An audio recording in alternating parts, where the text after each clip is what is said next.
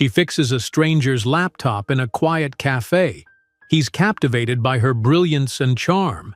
But when she takes him home and shows him a photo on the wall, he stops breathing. But before we dive into the full story, let me know where you're watching from and what time it is.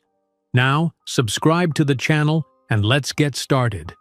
The hum of conversation in Maple Street Cafe mingled with the gentle clinking of porcelain and the rhythmic tapping of keyboards. Olivia James occupied her usual corner table, surrounded by the comforting scent of freshly brewed coffee and warm pastries.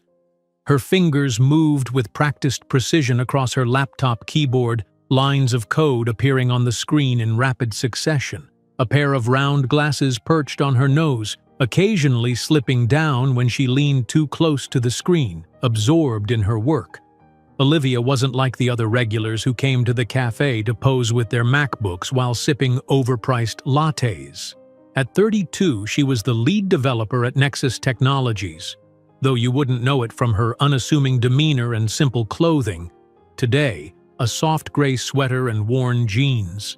The cafe was her thinking space, away from the sterile office environment where ideas sometimes felt constrained by corporate walls. The commotion at a nearby table broke her concentration. A man in his mid-30s was frantically pressing keys on his laptop, his frustration evident in the deep furrow of his brow and the occasional muttered curse. His dark hair was disheveled, as if he'd been running his hands through it repeatedly, and his blue button-down shirt was wrinkled at the elbows. A half-empty cup of coffee sat forgotten beside his computer. Olivia tried to refocus on her own work, but each desperate sigh from the stranger pulled at her attention. After the fifth exasperated groan, she took off her glasses, placed them on the table, and stood up. "Excuse me," she said, approaching his table.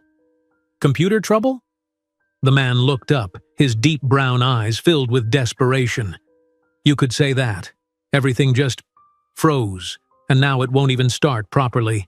I have a presentation in 3 hours that represents 6 months of work, and the backup is corrupted." His voice cracked slightly on the last word. "Mind if I take a look?" Olivia asked, already pulling over a chair without waiting for his response. "Please, I'm Ethan, by the way. Ethan Morgan. Olivia James." She extended her hand briefly before turning her attention to his laptop. What happened exactly before it froze?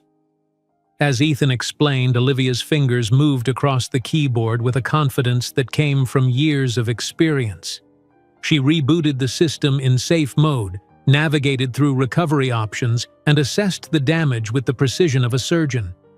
"You've got a corrupted system file and some serious fragmentation issues," she said, not looking up from the screen. "But your data should still be there. I just need to bypass this and run a recovery sequence." Ethan watched in amazement as she worked, her eyes narrowed in concentration. "Are you in IT?" he asked. A small smile played at the corners of her mouth. "Something like that." 20 minutes later, Olivia had not only recovered Ethan's presentation but had optimized his system performance and installed a more reliable backup solution. "There," she said, sliding the laptop back to him. "Good as new. Actually, better than new. That old antivirus program was eating half your processing power." Ethan stared at the screen, then at Olivia, his expression a mixture of relief and awe. "You're a literal lifesaver. How can I thank you?" "It's nothing, just helping out a fellow cafe dweller." She started to rise, but Ethan gently touched her wrist. "Please, at least let me buy you coffee. Or lunch. Or—" He hesitated. "Dinner, maybe?" Something in his earnest expression made Olivia pause. It had been 2 years since her last relationship ended, leaving her wary of new connections. But there was something about Ethan's genuine gratitude and warm eyes that disarmed her usual defenses. "Coffee would be nice," she said finally, offering a small smile. "I should get back to my work now, though." "Of course," Ethan said quickly. "But may I join you later, when you're done?" Olivia nodded, returning to her table. Throughout the afternoon, she caught Ethan glancing in her direction, a look of admiration on his face that made her both uncomfortable and flattered. She wasn't used to being noticed, especially not for her technical skills. In a male-dominated industry, her brilliance was often downplayed or overlooked. When she finally closed her laptop, Ethan was immediately at her table with 2 fresh cups of coffee. "I took a chance on a vanilla latte," he said, placing 1 cup in front of her. "The barista said it's your usual." "You've been asking about me?" Olivia raised an eyebrow but accepted the coffee. "Just wanted to make sure I got your order right." Ethan smiled, sitting across from her. "So, something like that isn't really an answer. What do you actually do, Olivia James?" "I'm a software developer. I lead the AI integration team at Nexus Technologies." Ethan's eyes widened. "Nexus? They're pioneering some of the most advanced AI systems in the industry. That's incredible." "What about you?" Olivia asked, deflecting the attention. "What was this life or death presentation about?" "I'm an architectural historian. The presentation is for a restoration project, the old Westfield house downtown. It's a beautiful Victorian mansion that's been neglected for decades. My firm is bidding for the restoration contract." As they talked, Olivia found herself increasingly drawn to Ethan's passion for historical preservation and the stories behind old buildings. There was something refreshing about his enthusiasm, so different from the technological focus of her daily life. "Architecture is just history made visible," Ethan explained, his hands moving animatedly. "Every building tells a story about the people who built it, who lived in it. Finding those stories, preserving them, that's what drives me." Their coffee grew cold as the conversation flowed from architecture to technology, from Olivia's childhood fascination with dismantling household electronics to Ethan's collection of architectural sketches. The cafe began to empty around them, but neither seemed to notice the passing time. "I should probably get going," Olivia said eventually, glancing at her watch. "I have an early meeting tomorrow." "Can I see you again?" Ethan asked, the directness of his question catching her off guard. "Maybe dinner this weekend?" Olivia hesitated. She'd been burned before by relationships, retreating into her work as a safe haven. But something about Ethan's sincerity and the ease of their conversation made her nod. "Saturday?" she suggested. "There's a new fusion place on Oak Street I've been wanting to try."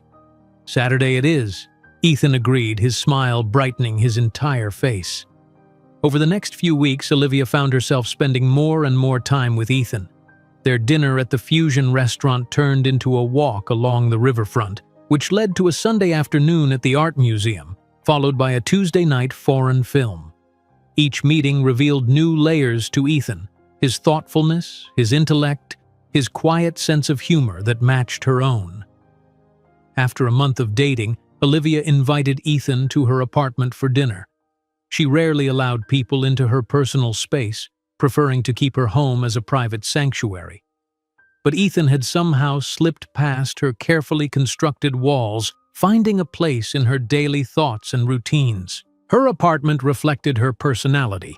Minimalist but warm, with clean lines and organized spaces punctuated by unexpected touches of color and whimsy. A wall of bookshelves contained an eclectic collection ranging from advanced programming texts to classic literature. Her living room featured a comfortable sofa and a state-of-the-art entertainment system she had customized herself. "This is exactly how I imagined your place would be," Ethan said, looking around appreciatively. "Elegant but practical? Is that a polite way of saying boring?" Olivia asked with a small laugh. "Not at all. It's distinctly you." He wandered over to a small collection of framed photographs on a side table, one of Olivia at her college graduation, another of her hiking in the mountains, and a third of an older couple Ethan assumed were her parents. "These your folks?" he asked, picking up the frame. Olivia nodded, coming to stand beside him. "That was taken at their 40th anniversary 3 years ago. They live in Portland now." "They look happy," Ethan observed. "You have your mother's smile." "So I've been told." Olivia took the photo from him, her fingers tracing the outline of her parents' faces. "What about your family?" You've never mentioned them." A shadow crossed Ethan's face. "It's just me now. My father passed when I was in college. Car accident." He paused, swallowing hard. "My mother died 6 years ago. Cancer." "I'm sorry," Olivia said softly, setting down the frame and touching his arm. "It's okay. Well, not okay, but you learn to live with it." He attempted a smile that didn't quite reach his eyes. "I have some good memories. Mom was amazing, brilliant, kind, always encouraging my interest in old buildings and history. She was an art historian. She sounds wonderful." "She was." Ethan's voice grew quiet. "Sometimes I still expect to call her when I discover something interesting about a building or when I'm having a bad day. Those moments when you automatically reach for the phone before remembering." Olivia squeezed his hand, understanding the particular ache of missing someone. Though her parents were still alive, her younger brother had died in a swimming accident when she was 16. That empty space never quite filled. "Anyway," Ethan said, clearing his throat, "something smells delicious. What are we having?" Dinner was a success. Roasted salmon with herb butter, quinoa salad, and fresh bread Olivia had picked up from the local bakery. They ate at her small dining table, the conversation flowing as easily as the wine Ethan had brought. "I can't believe you made this," Ethan said, taking another bite of salmon. "Is there anything you're not good at?" "Many things," Olivia laughed. "But I've always enjoyed cooking. It's like programming in a way. Follow the steps correctly, and you get the desired output. Except in programming, you don't get to eat your mistakes." "True, though I've wanted to throw my laptop out the window a few times." After dinner, they moved to the living room with their wine glasses. Olivia curled up on one end of the sofa, watching as Ethan examined her collection of vintage cameras displayed on a floating shelf. "These are fantastic," he said, carefully picking up a Kodak Brownie from the 1930s. "Where did you find them?" "Flea markets, antique shops. I started collecting them in college. I like the mechanical precision, the way all the parts work together perfectly." Olivia set down her wine glass and walked over to a wooden chest in the corner. "Actually, I have something you might appreciate, given your love of history." She opened the chest and carefully removed an old photo album bound in faded blue leather. "This belonged to my grandmother. It's full of old family photos, some dating back to the early 1900s. Ethan's eyes lit up as he joined her on the sofa. "May I?" Olivia handed him the album, watching as he gently opened the cover, treating the aged pages with the reverence of someone who understood their value. "These are incredible," he murmured, examining each photo with the practiced eye of a historian. "The clothing styles, the architectural details in the backgrounds, it's like a time capsule." As they flipped through the album, Olivia pointed out various relatives, sharing the snippets of family history she'd learned from her grandmother. Ethan listened attentively, occasionally noting interesting architectural details in the backgrounds of the photos. "Your family has quite a history," he remarked, carefully turning a delicate page. "Mine was less about preserving the past. After my mother died, I realized how much family history was lost with her." "No other relatives?" Olivia asked. "A few distant cousins I've never met."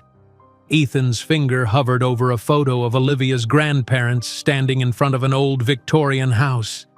"This place is beautiful. Where was it?" "My grandparents' first home in Maplewood. They sold it when my father was still young." Olivia leaned closer to examine the photo. "I've never actually seen it in person. The craftsmanship is incredible. Those dormer windows, the gingerbread trim." His voice trailed off as he studied the image, then he shook his head slightly. "Sorry, occupational hazard. I tend to focus on buildings more than people sometimes." "I don't mind. It's nice to see my family history through a different lens." The evening continued, their conversation weaving between personal histories and professional passions. By the time Ethan reluctantly said he should go, it was past midnight. "I had a wonderful time," he said, standing at her door. "Thank you for dinner, and for sharing your family album." "Thank you for appreciating it," Olivia replied. Most people would have been bored after the third or fourth black and white photo of strangers. Those strangers tell a story. All of history is just strangers whose stories we've decided to remember. He reached out, gently tucking a strand of hair behind her ear, his touch lingering on her cheek. "I'd like to help create some history worth remembering with you, Olivia." The sincerity in his voice made her breath catch. When he leaned forward to kiss her, she met him halfway, her hand resting lightly on his chest. The kiss was gentle but certain, a perfect end to the evening. After he left, Olivia found herself touching her lips, replaying the moment in her mind. She wasn't usually one to fall quickly, preferring to analyze relationships with the same logical approach she applied to coding problems. But with Ethan, she found herself making exceptions to her usual rules, opening doors she typically kept locked. The next morning at work, her colleague Maya noticed the change immediately. "Someone's in a good mood," she observed, leaning against Olivia's desk with a knowing smile. "Let me guess. Things are going well with History Guy?" Olivia tried to suppress her smile but failed. "His name is Ethan, and yes, we had dinner at my place last night." Maya's eyebrows shot up. "You let someone into your apartment? The same Olivia who once made me wait in the hallway for 10 minutes while you tidied up? It wasn't that bad. You rearranged your bookshelf while I was standing there with groceries." Olivia laughed, remembering the incident. "Fine, yes. This is different. He's different." "Different how? Besides being gorgeous based on that photo you showed me." Olivia considered the question, trying to articulate what drew her to Ethan. "He's thoughtful, passionate about his work. He listens when I talk about coding instead of glazing over, and he doesn't try to mansplain technology to me, which is refreshing." "Sounds promising. When do I get to meet him?" "Let's not get ahead of ourselves. We've only been dating for a month." "A month is practically a commitment ceremony for you," Maya teased. "Remember, Greg? You ended things after 2 weeks because he used the wrong syntax in a text message. He used 5 exclamation points in a row. It showed poor judgment," Olivia protested. But she was smiling. Maya wasn't entirely wrong. She did tend to find reasons to end relationships before they got serious. With Ethan, however, she was finding reasons to continue. Over the following weeks, those reasons multiplied. Ethan was attentive without being clingy, intelligent without being condescending. He sent her articles about innovative tech that might interest her, and she found herself researching historical buildings in their city to surprise him with obscure facts. 2 months into their relationship, Ethan invited her to the Westfield house, the Victorian mansion his firm had won the contract to restore. "It's still very much a work in progress," he warned as they approached the imposing structure. "Watch your step." The house sat on a hill overlooking the city, its once grand facade now weathered and worn. Scaffolding covered portions of the exterior, and construction equipment dotted the overgrown gardens. Despite its dilapidated state, Olivia could see the beauty Ethan had described. The elegant proportions, the ornate woodwork, the soaring turrets that reached toward the clouds. "It's magnificent," she breathed. "How old is it?" Built in 1887 by Edward Westfield, a railroad tycoon. The family owned it until the 1950s, then it was divided into apartments. It's been abandoned since the early 2000s. Ethan unlocked the massive front door, which creaked open dramatically. The Historical Society finally secured funding for restoration last year.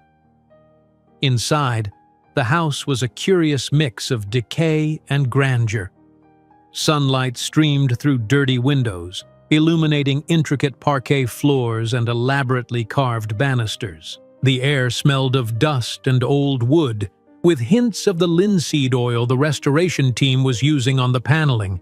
Ethan led her through the ground floor, pointing out original features and explaining the restoration process with infectious enthusiasm. His expertise was evident in every detail he highlighted, from the hand-painted ceiling medallions to the custom-designed door hinges.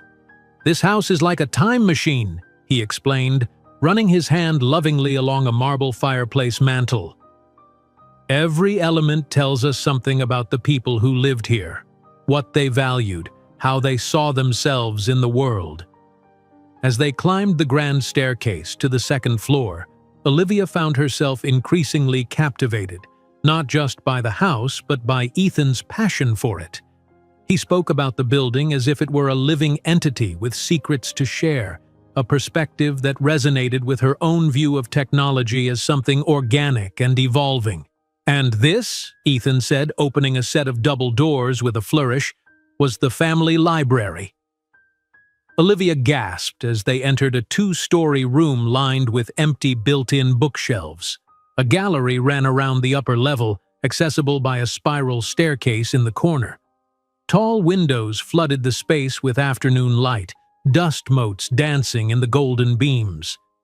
"It's breathtaking," she said, turning slowly to take in the full scope of the room. "I knew you'd appreciate it. I'm fighting to restore it exactly as it was, rather than converting it to office space like some of the board members want." Ethan walked to the center of the room, looking up at the coffered ceiling. "Can't you just imagine the original library? Thousands of books, leather chairs by the fireplace, perhaps a ladder to reach the highest shelves?" Olivia smiled, charmed by his vision. "You can practically see the ghosts of the past readers." "Exactly," Ethan's eyes lit up. "That's what I love about historic preservation. It's not just about saving old buildings, it's about honoring the human experiences that happened within these walls." They continued their tour, with Ethan showing her the family bedrooms, servants' quarters, and finally, a small room tucked under the eaves that he was using as a temporary office. "This is where I escape when the contractors are driving me crazy," he explained, gesturing to a cluttered desk covered with blueprints and reference books. Photos and sketches papered the walls, detailed drawings of architectural elements, historical images of the house in its prime, and pictures of similar mansions from the same era. Olivia moved closer to examine one of the historical photos. "Is this the original family? The Westfields?" "Yes, that's Edward and Catherine with their 3 children taken around 1890.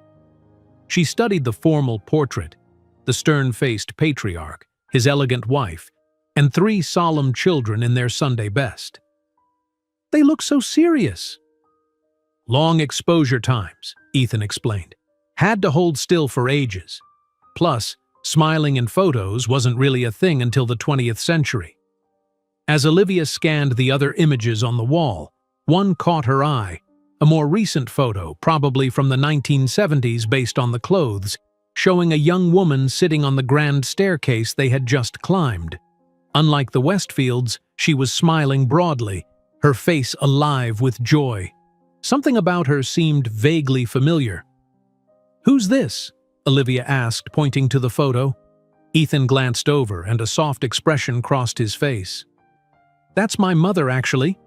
She visited this house when she was in college doing research for her art history degree. She loved this place." He touched the edge of the photo gently.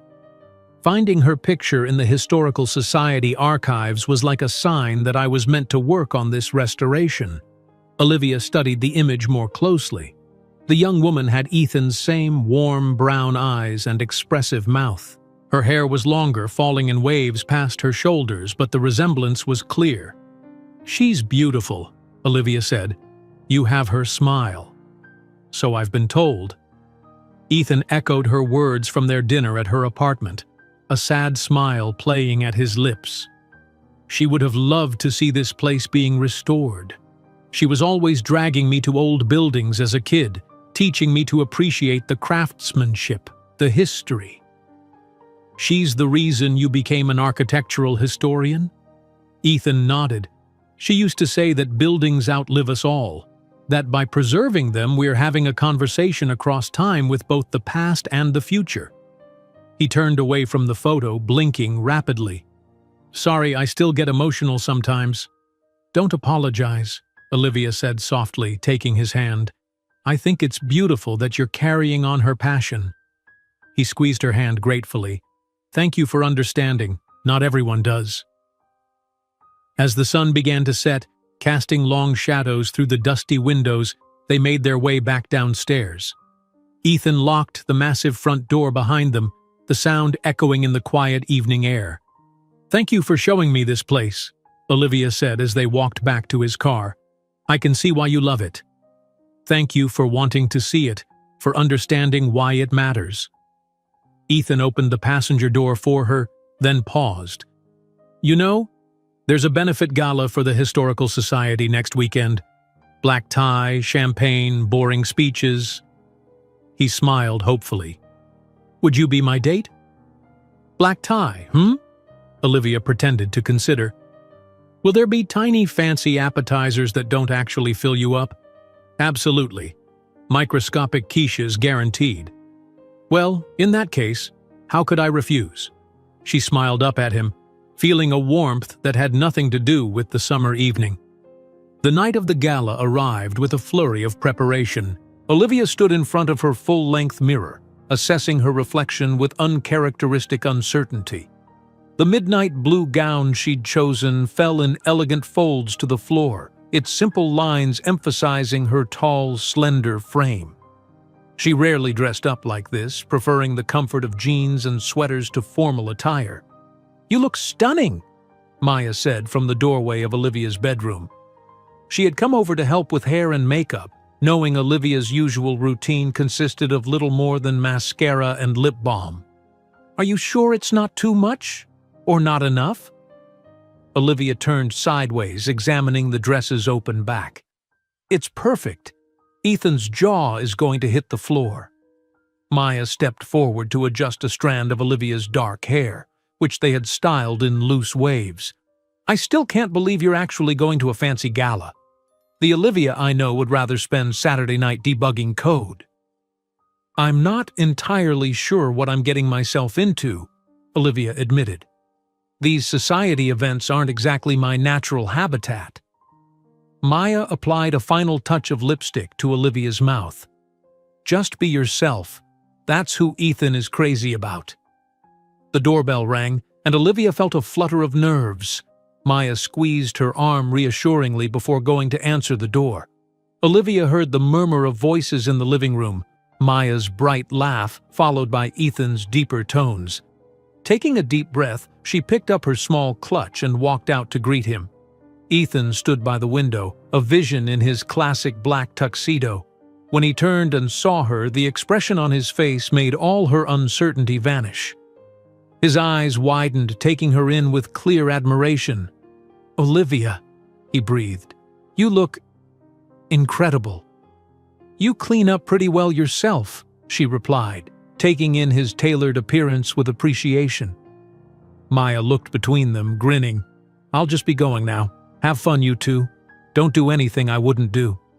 "That leaves a lot of options open," Olivia quipped, making her friend laugh as she departed. Alone with Ethan, Olivia felt suddenly shy. It was silly, she knew. They'd been dating for months, had shared intimate conversations and passionate kisses.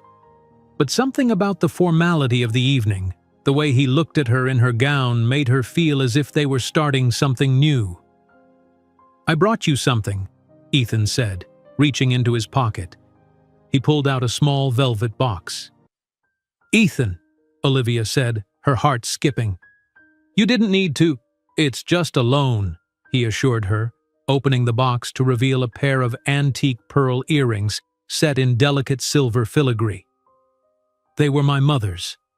I thought they might complement your dress." Touched by the gesture, Olivia carefully removed the earrings from the box. "They're beautiful. Are you sure you want me to wear them?" "Absolutely. They've been sitting in a drawer for too long. My mother would have loved to see them worn again, especially by someone who appreciates beautiful craftsmanship." Olivia put them on, the cool weight of the pearls a gentle presence against her neck. Ethan watched her with a soft expression that made her heart flutter. "Perfect," he said. "Ready to brave the social elite of the preservation world?" as ready as I'll ever be."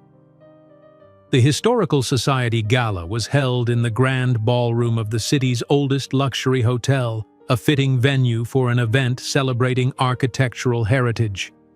Crystal chandeliers cast a warm glow over the space, which was filled with elegantly dressed attendees, sipping champagne and engaging in polite conversation. Ethan guided Olivia through the crowd with a hand gently resting on the small of her back. He seemed to know almost everyone, introducing her to board members, donors, and fellow preservationists with easy grace. Olivia did her best to remember names and affiliations, though the sheer number of introductions made it challenging. "Ethan, my boy." A distinguished older gentleman with silver hair approached them, clapping Ethan on the shoulder. "The man of the hour. The Westfield restoration is the talk of the evening." "Charles," Ethan greeted him warmly. "Allow me to introduce Olivia James. Olivia, this is Charles Whitmore, chairman of the Historical Society Board and my mentor." "A pleasure to meet you, Ms. James," Charles said, taking her hand. "I hope Ethan hasn't been boring you with endless talk of cornices and flying buttresses." Olivia smiled. "Not at all. I find his passion for preservation fascinating." "And what do you do, my dear?" "I lead the AI integration team at Nexus Technologies." Charles's eyebrows rose. "Impressive. So you're the practical one in this relationship, all about the future while our Ethan is stuck in the past?" "I wouldn't say that," Olivia replied. "Technology and preservation aren't as opposed as they might seem. Both require respect for what came before while innovating for what comes next." Charles looked at her with newfound appreciation. "Well said. We need more forward thinkers in our little corner of the world." He turned to Ethan. "Keep this one close, my boy. She's got a good head on her shoulders." With a wink, he moved on to greet other guests. "Sorry about that," Ethan said when Charles was out of earshot. "The stuck in the past comment. I get that a lot." "No need to apologize. I meant what I said. I admire your dedication to preservation." Olivia accepted a glass of champagne from a passing waiter. "Besides, I get plenty of comments about having my head in the digital clouds. People love to put others in neat little boxes." Ethan clinked his glass against hers. "To defying expectations, then." As the evening progressed, Olivia found herself enjoying the event more than she'd anticipated. The speeches were indeed dull, but the company was pleasant, and watching Ethan in his element, discussing his passion with like-minded individuals, was a revelation. He seemed to light up from within when talking about the Westfield restoration, his enthusiasm infectious. During a break in the formal program, Ethan led her to a quiet corner of the ballroom. "Holding up okay? I know these events can be overwhelming." "I'm having a lovely time, actually. Your colleagues are very welcoming. They're impressed by you. Charles hasn't stopped singing your praises. Apparently your comment about technology and preservation bridging time was exactly the perspective we need in today's world." Ethan mimicked Charles's pompous tone, making Olivia laugh. "I was just being honest. This whole evening has made me think about connections, how we're all linked to the past in ways we might not realize." She touched the pearl earrings gently. "Like these. They carry a history with them, memories of your mother, and now they're part of our story too." Ethan's expression softened. "That's a beautiful way to think about it." He took her hand, his thumb caressing her palm. "Thank you for coming tonight. Having you here means more than I can say." "There's nowhere I'd rather be," Olivia replied, surprised to find she meant it completely. The orchestra began playing a waltz and couples moved on to the dance floor. Ethan's eyes lit up. "May I have this dance, Ms. James? I should warn you I'm not much of a dancer.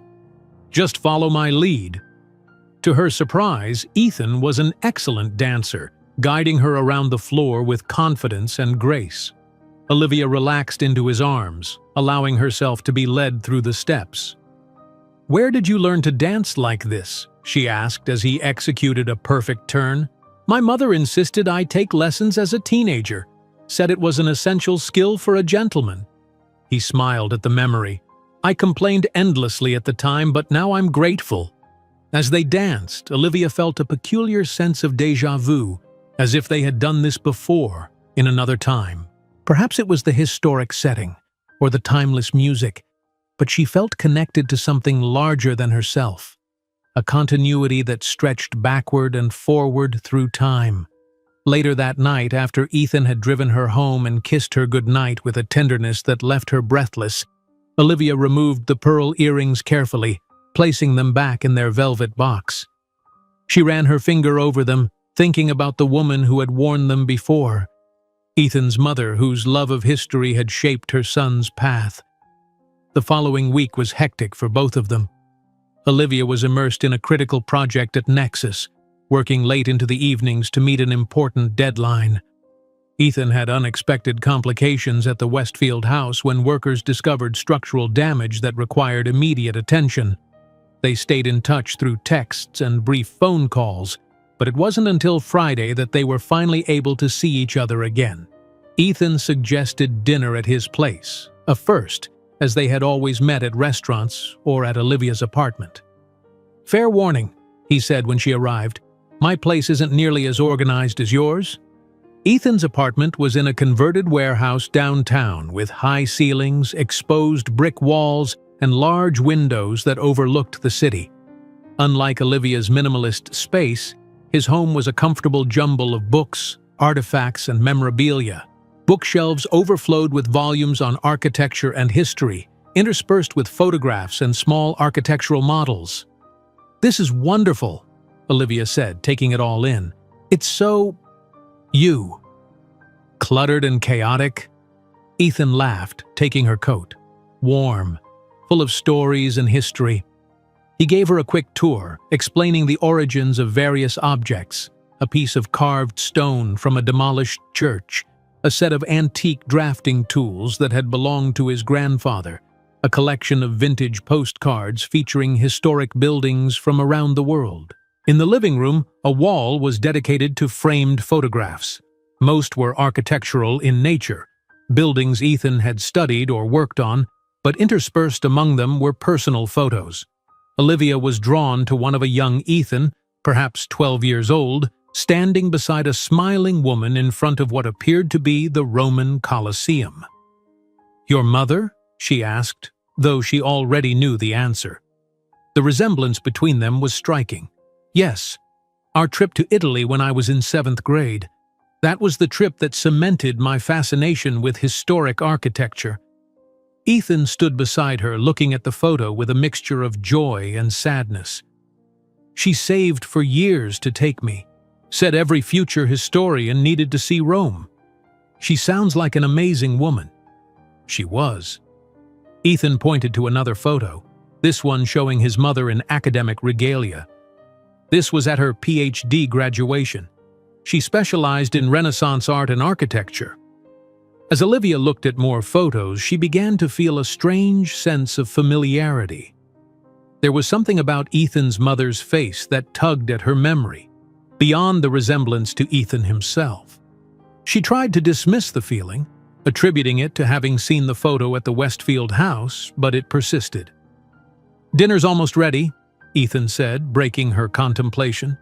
"I hope you like lasagna. It's my one reliable dish."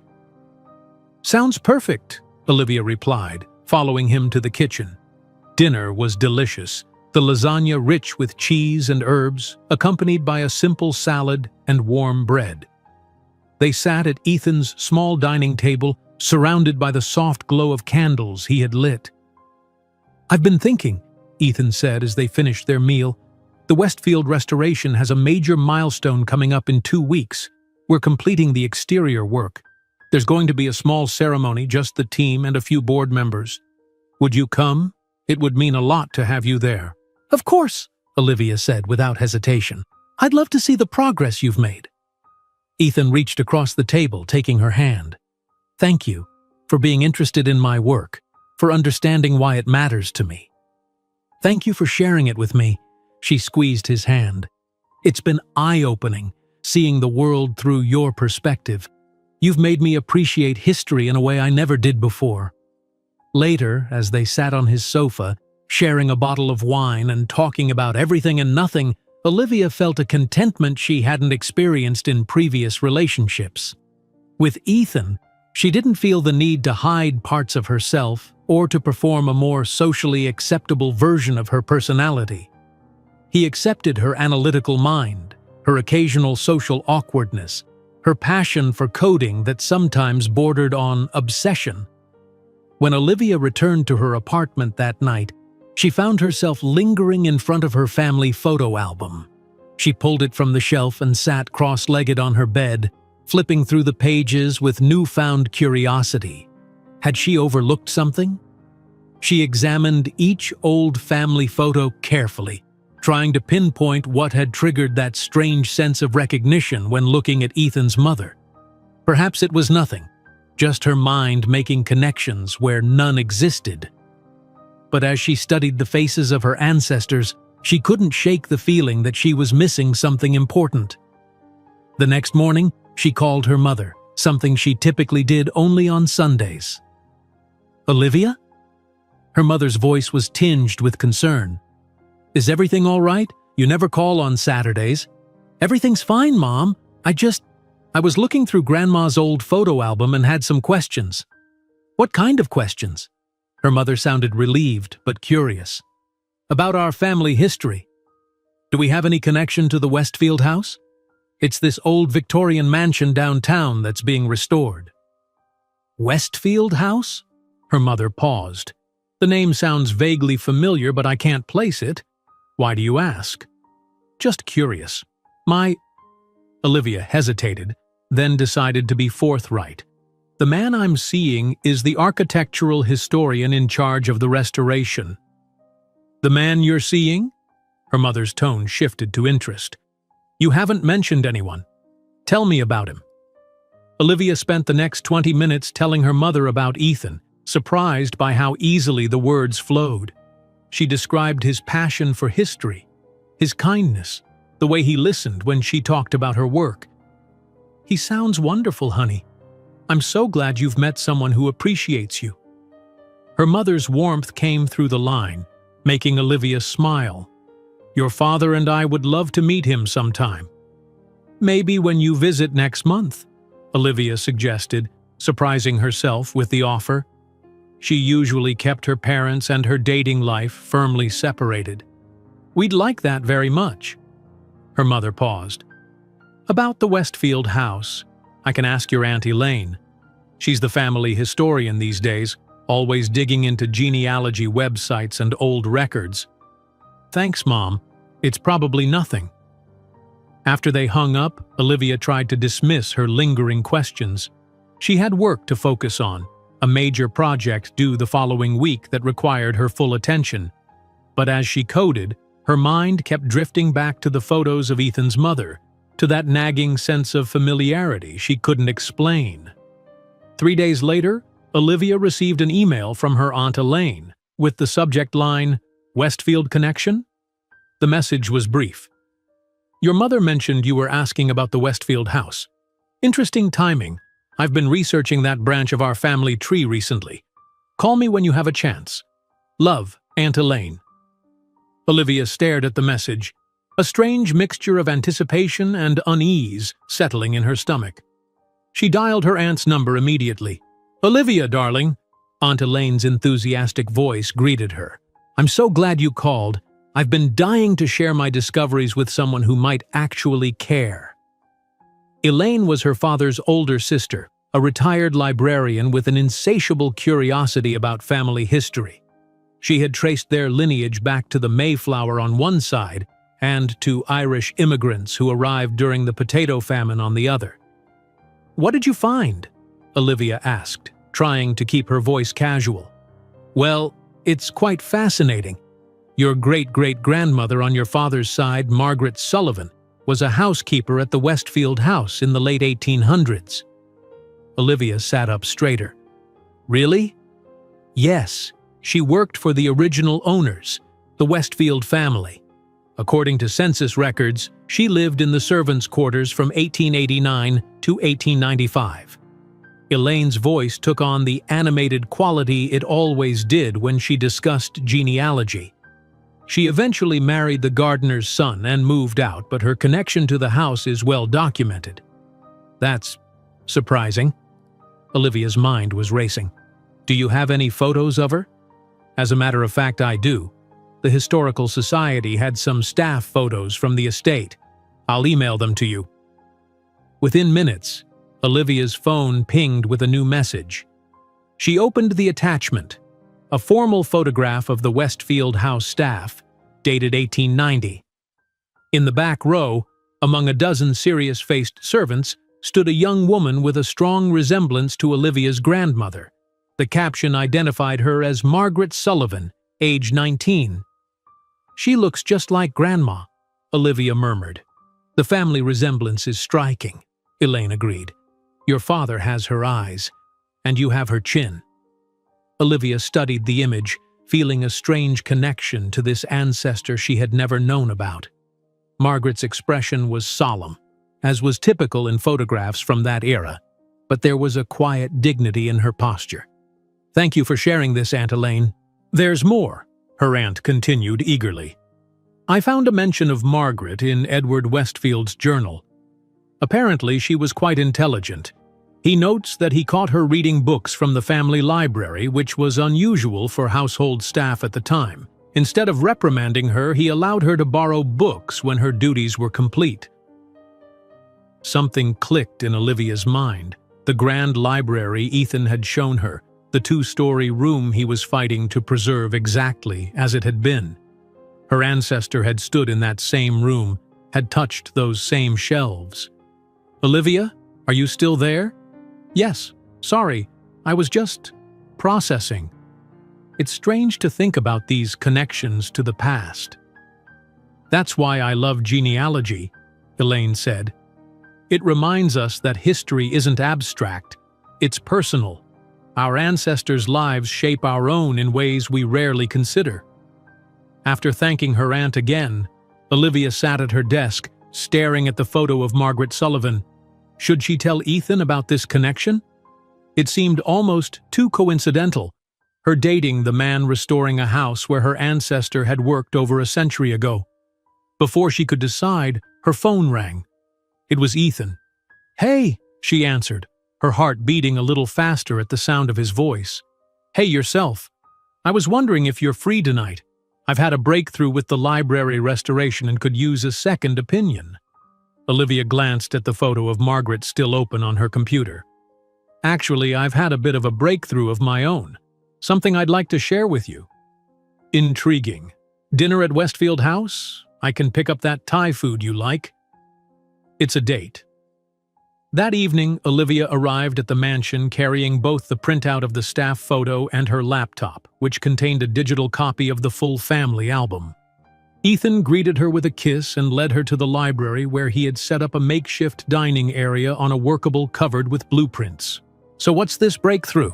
she asked as they unpacked the food containers. "We found the original library catalog," Ethan said excitedly. "It was hidden in a compartment beneath one of the window seats.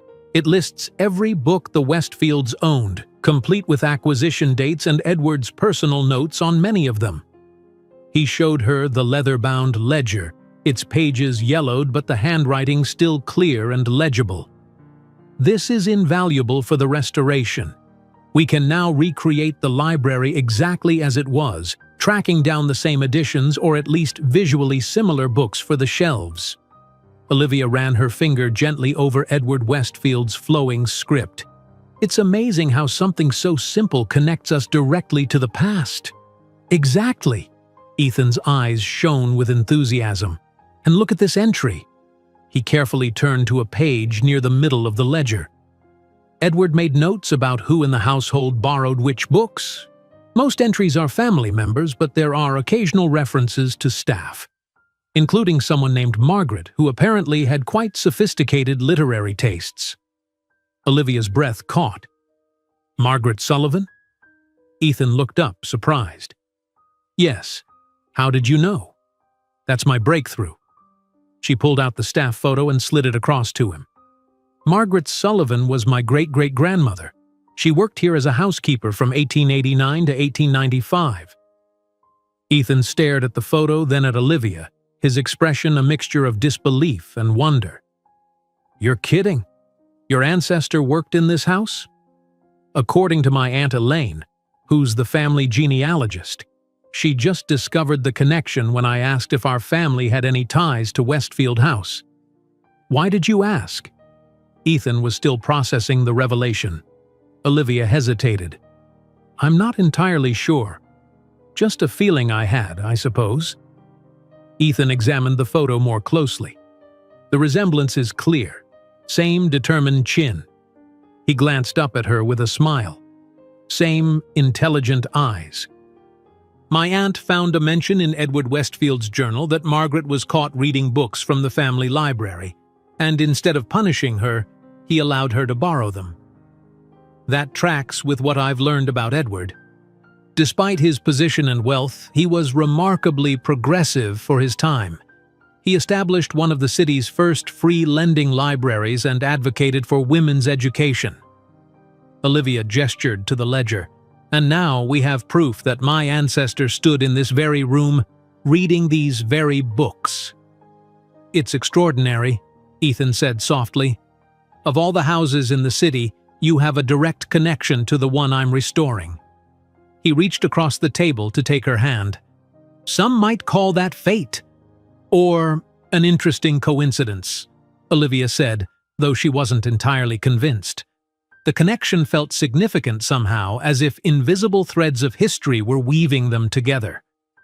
They spent the rest of the evening exploring the library catalog, with Ethan pointing out books that Margaret had borrowed. Works by Jane Austen, Charles Dickens, and more surprisingly, scientific texts on astronomy and mathematics. She was clearly intellectually curious, Ethan observed, unusual for someone in her position at that time. "Maybe that's why I felt drawn to this place," Olivia mused. "Some ancestral memory pulling me back." As they were preparing to leave, walking through the grand entrance hall, Olivia stopped suddenly, her attention caught by a small framed photograph on a side table that hadn't been there during her previous visit. "Is that your mother?" she asked, moving closer to the image. "Yes. I found another photo of her here and had it framed. It feels right, having her present during the restoration." Ethan picked up the frame.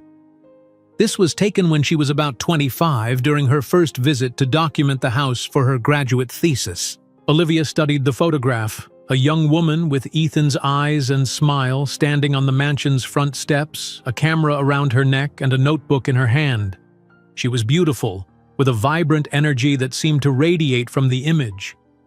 But there was something else, something that made Olivia's heart beat faster. "What was her name?" she asked, her voice barely above a whisper. "Catherine," Ethan replied. "Catherine Morgan, though she published her academic work under her maiden name, Catherine Lewis." Olivia's hands trembled slightly as she took out her phone and pulled up her family photo album. She scrolled quickly to a specific image, her grandmother as a young woman, standing beside her sister. "This is my grandmother Elizabeth," she said, showing Ethan the photo. "And this is her sister, my great-aunt Catherine, who died when I was a baby." Ethan's face went pale as he looked at the image. The resemblance between his mother and Olivia's great-aunt was unmistakable. They could have been twins. That's impossible," he whispered, looking between the two photos. "My mother was adopted. She never knew her birth family." Olivia felt a chill run down her spine. "When was your mother born?" "April 10th, 1955. That's..." Olivia swallowed hard. "That's my great-aunt Catherine's birthday." The silence that followed was deafening. Ethan and Olivia stared at each other, both struggling to process the implications of what they had just discovered. "This can't be right," Ethan finally said, his voice strained. He placed his mother's photograph next to Olivia's phone, comparing the two images. "The resemblance is uncanny, but it could be a coincidence," Olivia finished, though she didn't sound convinced. "People can look alike without being related." Born on the same day, with the same name, looking identical? Ethan shook his head. That's beyond coincidence. Olivia sat down on the grand staircase, suddenly feeling lightheaded. If Ethan's mother was truly her great-aunt Catherine, then Ethan was her… what? Second cousin? The realization made her stomach twist uncomfortably. "We need more information," she said, her analytical mind taking over. "What do you know about your mother's adoption?" Ethan joined her on the stairs, leaving a careful distance between them. "Not much. It was closed, which was typical in the 1950s. She knew she was born in this city and that she was adopted as an infant. Her adoptive parents, my grandparents, never shared details about her birth family." "Did she ever try to find them?" "She thought about it, especially after I was born. She told me once that becoming a mother herself made her wonder about the woman who had given birth to her." Ethan ran a hand through his hair, a gesture Olivia now recognized as a sign of his distress. "But then my father died when I was in college, and she was diagnosed with cancer a few years later. The search got put aside." Olivia nodded, thinking about her family's side. "My great-aunt Catherine. We were always told she died in a car accident when she was 19. That would have been around 1974. "My mother would have been 19 in 1974, Ethan said quietly. "But she was very much alive, starting her undergraduate degree." They sat in uncomfortable silence, the weight of possibility heavy between them. "I should call my parents," Olivia finally said. "They might know more. My grandmother passed away last year, but my dad might remember stories about his aunt." Ethan nodded. "And I can check my mother's papers. She kept boxes of personal documents that I haven't had the heart to go through since she died." They made plans to reconnect the next day, both needing time to absorb the shock and gather more information. The easy warmth that had characterized their previous partings was replaced by an awkward hesitation. Neither seemed to know how to say goodbye in light of their discovery.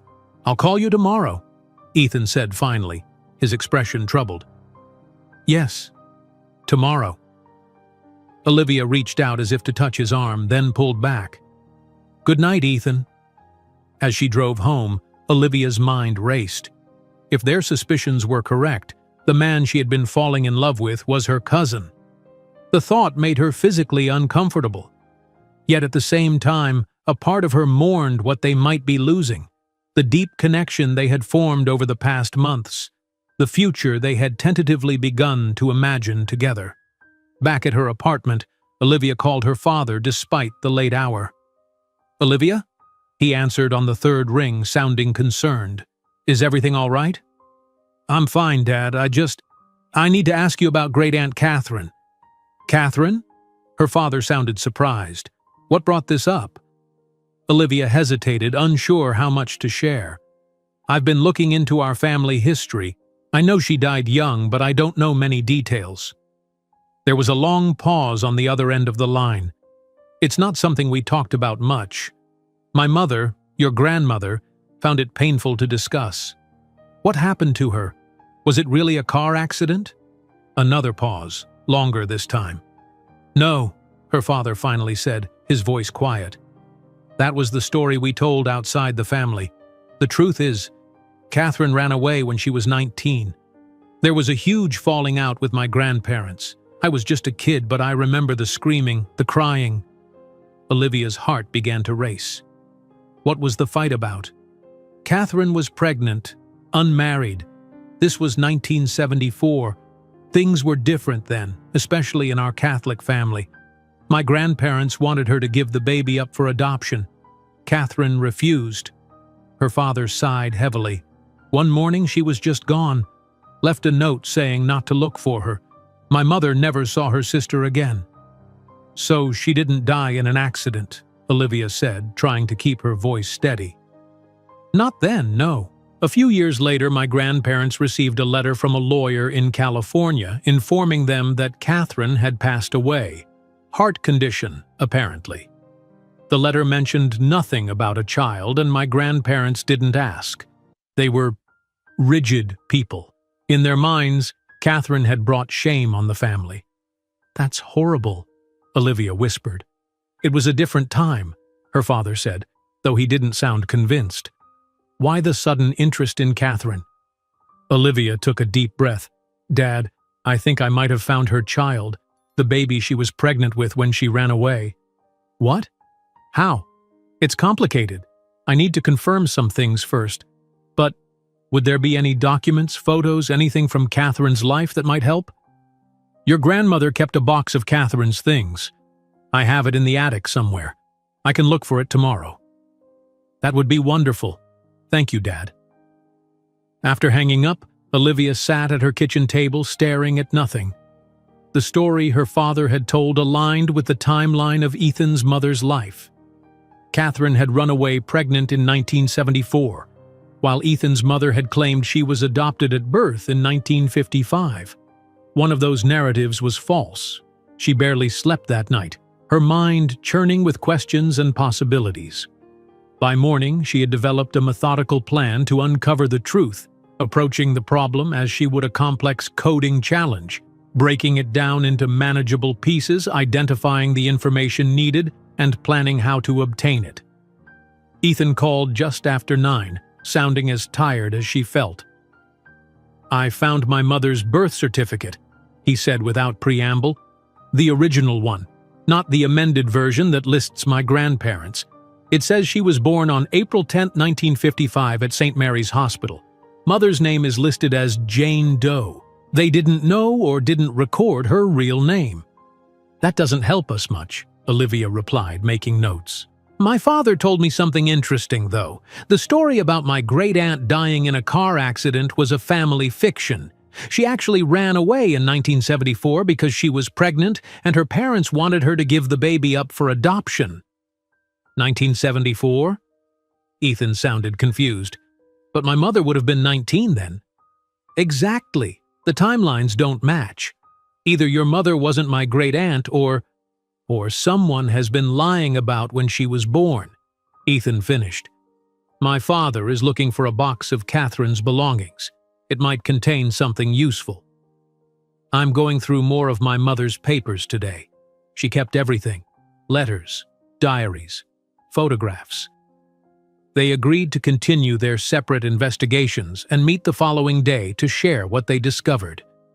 Olivia spent the day researching adoption practices in the 1950s and 1970s, learning about closed adoptions and the limited rights of birth parents during those eras.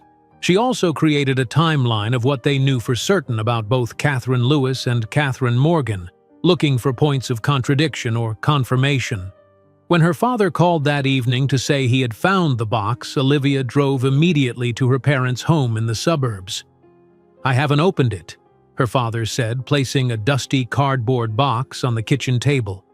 "It was sealed when Mom gave it to me after your grandparents died." Together, they carefully opened the box. Inside were the artifacts of a young woman's life cut short, or perhaps transformed. School notebooks, a high school yearbook, photographs, letters tied with faded ribbon, a small jewelry box containing a delicate silver necklace with a heart-shaped locket. "I remember this," her father said, picking up the locket. "Catherine wore it all the time. My mother gave it to her for her 16th birthday." Olivia opened the locket, finding a tiny photograph inside. Catherine as a teenager, smiling brightly at the camera. The resemblance to the photos Ethan had shown her of his mother was undeniable. They continued sifting through the box, finding nothing that directly addressed the mystery until they reached the bottom, where a sealed envelope lay, addressed simply, "To my family." "This looks like her handwriting," her father said, turning the envelope over. "But I've never seen it before. It must have been placed in the box after I last saw these things." With trembling fingers, he opened the envelope and unfolded the letter inside. He began to read aloud. "My dear family, if you are reading this, it means I have gone through with my plan to leave. I cannot and will not give up my baby. I know you believe you are protecting me and our family's reputation, but some things are more important than appearances. I am going to California to start a new life. I have friends there who will help me. Please don't try to find me. This is my choice, and I am at peace with it. Perhaps one day, when tempers have cooled and hearts have softened, we can find a way back to each other. Until then, know that I love you all despite our differences. All my love, Catherine." Olivia's father lowered the letter, his eyes glistening with unshed tears. "All these years, we thought she died alone, but she was trying to protect her child." He looked up at Olivia. "You really think you've found her baby?" "I think it's possible," Olivia said carefully. "There's more to the story, but I need to confirm a few things first." She asked to borrow some of the photographs and the locket, promising to explain everything soon. On her drive home, she called Ethan. "I found something," she said when he answered. "Several somethings, actually, including a letter Catherine wrote when she ran away. She definitely went to California pregnant and planned to keep her baby." "California," Ethan repeated softly. "My mother grew up in California. My grandparents moved to the East Coast when she was in high school." He paused. "I've been going through her college yearbooks. She started university in 1973, not 1974 like I thought. The dates would work if she wasn't born in 1955 like her adoption papers claim," Olivia finished. "I found her diary from when she was pregnant with me," Ethan continued. "There's an entry where she writes about feeling conflicted about her own adoption. She says, 'I wonder if my birth mother felt this same fierce protection, this unbreakable bond. Did she want to keep me as desperately as I want to keep my child?'" Olivia's throat tightened with emotion. "My father says Catherine refused to give up her baby. She ran away to protect it, to protect your mother." "We need to talk in person," Ethan said. "This is too important for phone calls." They arranged to meet the next morning at a quiet cafe, neutral territory, away from both the Westfield house with its complicated history and their personal spaces now laden with new meaning. Olivia arrived at the cafe first, securing a quiet corner table away from other patrons. She arranged her findings on the table: photocopies of the letter, several photographs of Catherine, and the silver locket. Her stomach churned with anxiety as she waited, uncertain what this meeting would mean for her relationship with Ethan. When he walked in, Olivia's heart constricted. Despite everything, she still felt that pull toward him, that sense of connection that had drawn her from the beginning. He looked as exhausted as she felt, with dark circles under his eyes and his normally neat hair disheveled. "Hi," he said simply, setting down a worn leather briefcase. "Hi," she replied, equally subdued. For a moment, neither spoke. The easy rapport they had developed over months of dating had been replaced by an awkward tension. "I ordered you coffee," Olivia finally said, gesturing to the steaming mug in front of the empty chair. "Thanks." Ethan sat down, wrapping his hands around the mug as if seeking its warmth. "This is not how I expected things to go when I asked you to fix my laptop a few months ago." The comment broke the tension slightly, earning a small smile from Olivia. "Not exactly, no." Ethan opened his briefcase and took out a folder. "I've been up all night going through my mother's papers. I found some things that might help us make sense of this." "Me too." Olivia gestured to her materials. "Where should we start?" "Chronologically, maybe?" Ethan suggested. "What do we know about Catherine Lewis in the early 1970s? Olivia slid forward a photograph of a young woman standing on the steps of a college building. "This is Catherine in 1973, according to the date on the back. She was attending the local community college, studying art history." Ethan stared at the photograph. "She looks so much like my mother at that age." "The resemblance is undeniable," Olivia agreed. "According to my father, in 1974, Catherine discovered she was pregnant, refused to give up the baby, and ran away to California after a huge fight with her parents." "And my mother," Ethan said, pulling out a document, "claimed she was born in 1955 and adopted as an infant." This is her birth certificate, which lists her birth date as April 10, 1955, but I found this in her college records. He slid forward another document. It's her application to UCLA, dated 1973. She would have been 18 if she was born in 1955. Olivia examined the application. The birth date here is also April 10, 1955, but if your mother was Catherine's child born in 1974 or 1975, she couldn't have been in college in 1973. Exactly, unless… Ethan hesitated. Unless she wasn't born in 1955 at all, Olivia finished. Unless she was Catherine. The possibility hung in the air between them. But that would mean my mother lied about being adopted, Ethan said. Why would she do that? Perhaps to hide her past, Olivia suggested. If Catherine ran away and wanted to start over, creating a new identity might have seemed like the best option. Ethan frowned, clearly struggling with the idea. It's hard to imagine my mother living such a fundamental lie. She was the most honest person I knew. Sometimes people lie to protect themselves or others, Olivia said gently, especially when they're young and scared. They continued comparing notes, laying out a timeline of known events. Catherine Lewis disappeared in early 1974, reportedly pregnant. Catherine Morgan began attending UCLA in 1973, according to her academic records, which aligned with the story that she was born in 1955. The timelines still don't quite add up, Olivia said, frustration creeping into her voice. If your mother was my great-aunt, she would have been the same age as the college student in this photo. But then who was the baby she was supposedly pregnant with when she ran away?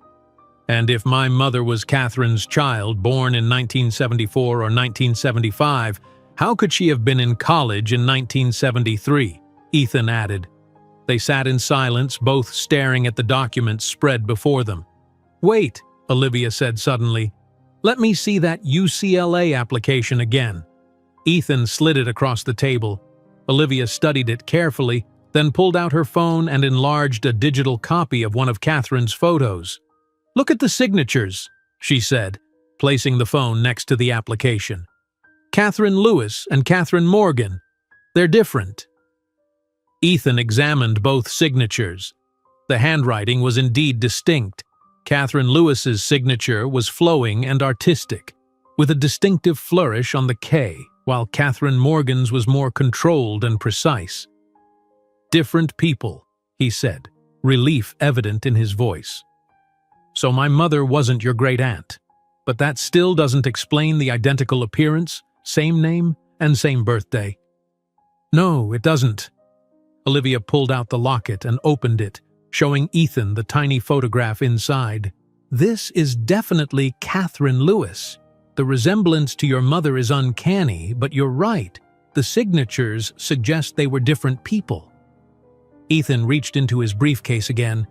I found this last night tucked into my mother's college yearbook.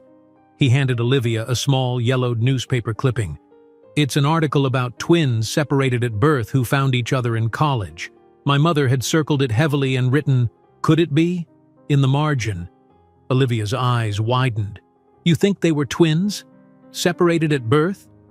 It would explain the identical appearance, same birthday. It seems more plausible than my mother secretly being your great-aunt.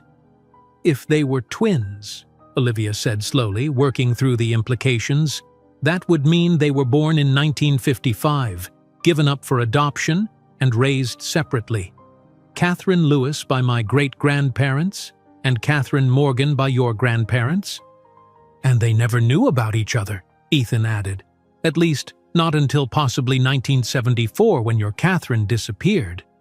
But if they were twins, why would my family raise one but not the other? And why keep it a secret? Olivia frowned, finding holes in the theory. Maybe they didn't know. Maybe the twins were separated before my grandparents adopted my mother. Ethan ran a hand through his hair. This is still incredibly confusing. Olivia nodded, then suddenly stopped. Wait, if your mother and my great-aunt were twins, that would make us… What? Second cousins once removed, I think? Still related, Ethan said quietly, the implication hanging heavy between them. They fell silent again, the weight of disappointment palpable. Olivia tried to focus on the facts, pushing aside her emotions. "I need to talk to my father again," she said finally. "He might know more than he realizes. And we should try to find Catherine Lewis's birth certificate. If she was adopted too, it would confirm our twin theory." "I'll keep going through my mother's papers," Ethan agreed. "There might be more clues there." As they gathered their materials, their hands brushed briefly. Olivia felt the familiar spark, followed by immediate guilt. If they were indeed related, even distantly, these feelings were inappropriate. "Ethan," she began, not quite meeting his eyes, "until we know for sure, maybe we should take a step back," he finished, his voice strained. "I know. It's the sensible thing to do." Outside the cafe, the awkwardness returned. Where they would normally have parted with a kiss, now they stood at an uncomfortable distance, neither sure how to say goodbye. "I'll call you when I find something," Olivia said. "Same here." Ethan hesitated, then added, "Whatever we discover, Olivia, I want you to know these past few months have meant a lot to me." "Me too," she replied softly, before turning and walking quickly to her car, fighting back tears. Over the next few days, Olivia threw herself into research. She visited the county records office, searching for birth certificates and adoption records. She interviewed her elderly great-uncle, her grandmother's brother, hoping he might remember details about Catherine's early life. She even contacted a genetic genealogist, considering the possibility of DNA testing to determine the exact nature of her relationship to Ethan. Each night, she returned home exhausted, her mind full of puzzle pieces that refused to fit together. She and Ethan exchanged brief text messages about their findings, but carefully avoided any personal conversations. The distance between them grew, even as they worked toward the same goal. On the fourth day, Olivia received a call from her father. "I found something," he said without preamble. "I've been talking to my cousin Michael.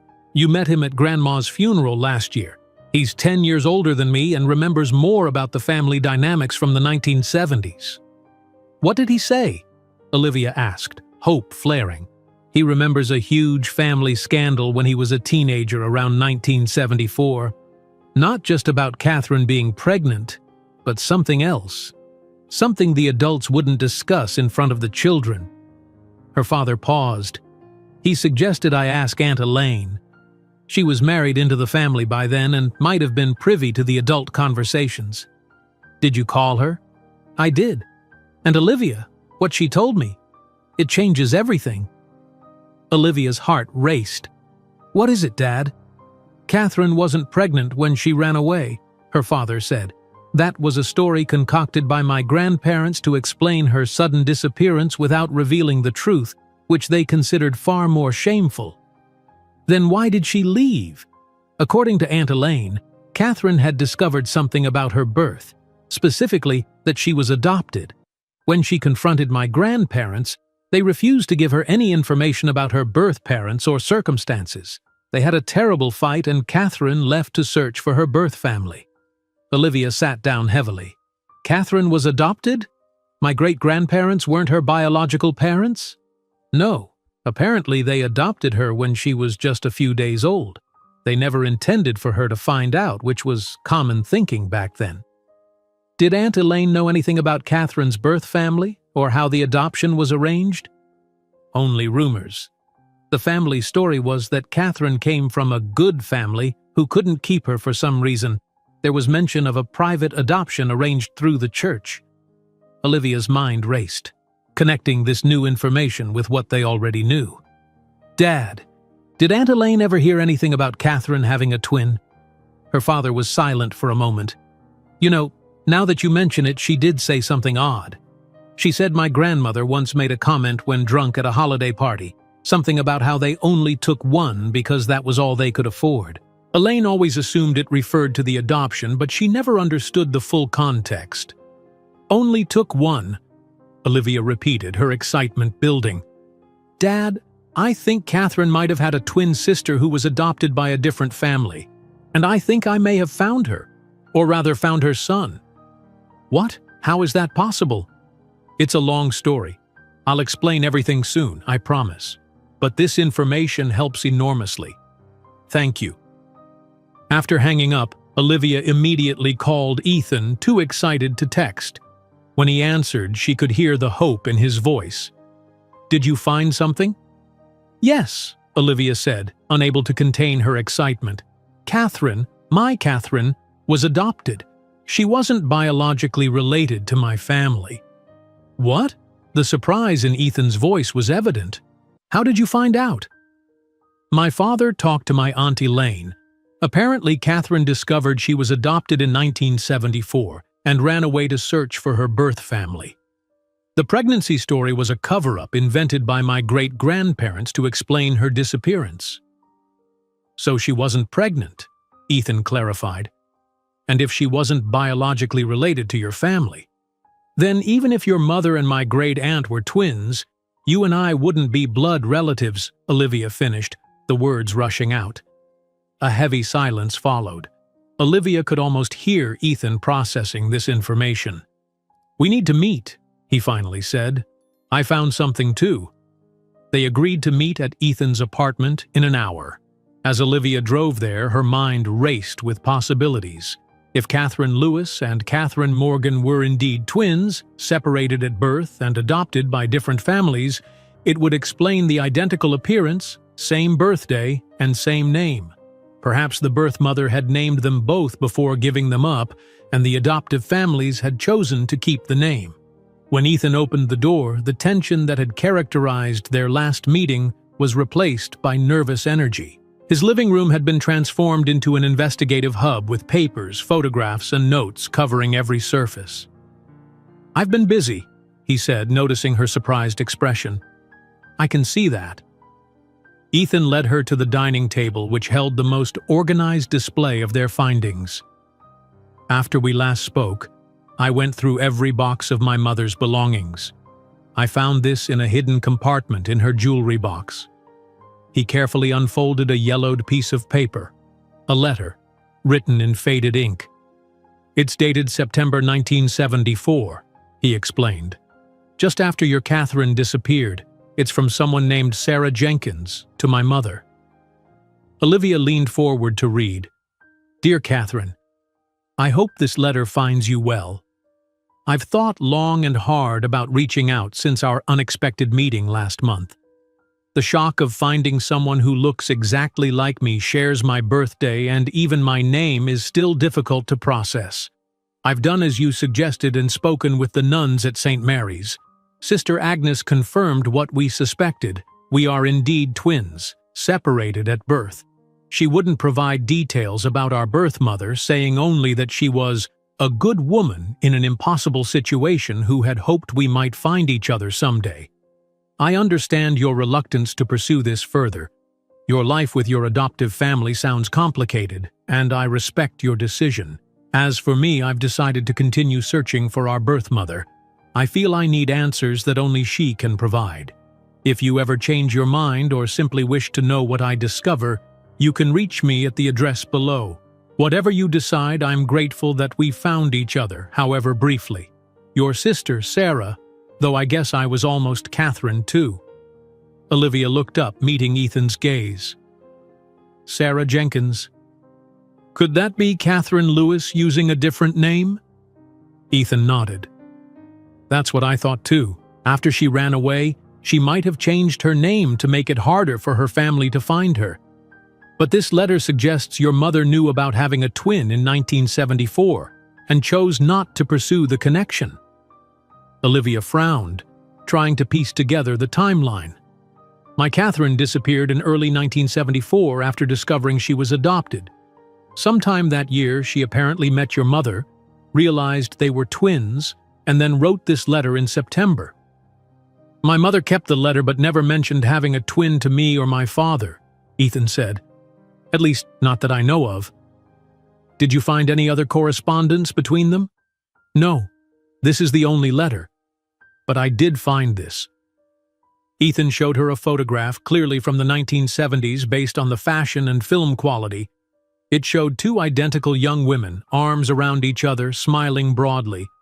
On the back was written simply, "Catherine and Sarah, August 1974. "They did meet," Olivia whispered, staring at the image of the twins.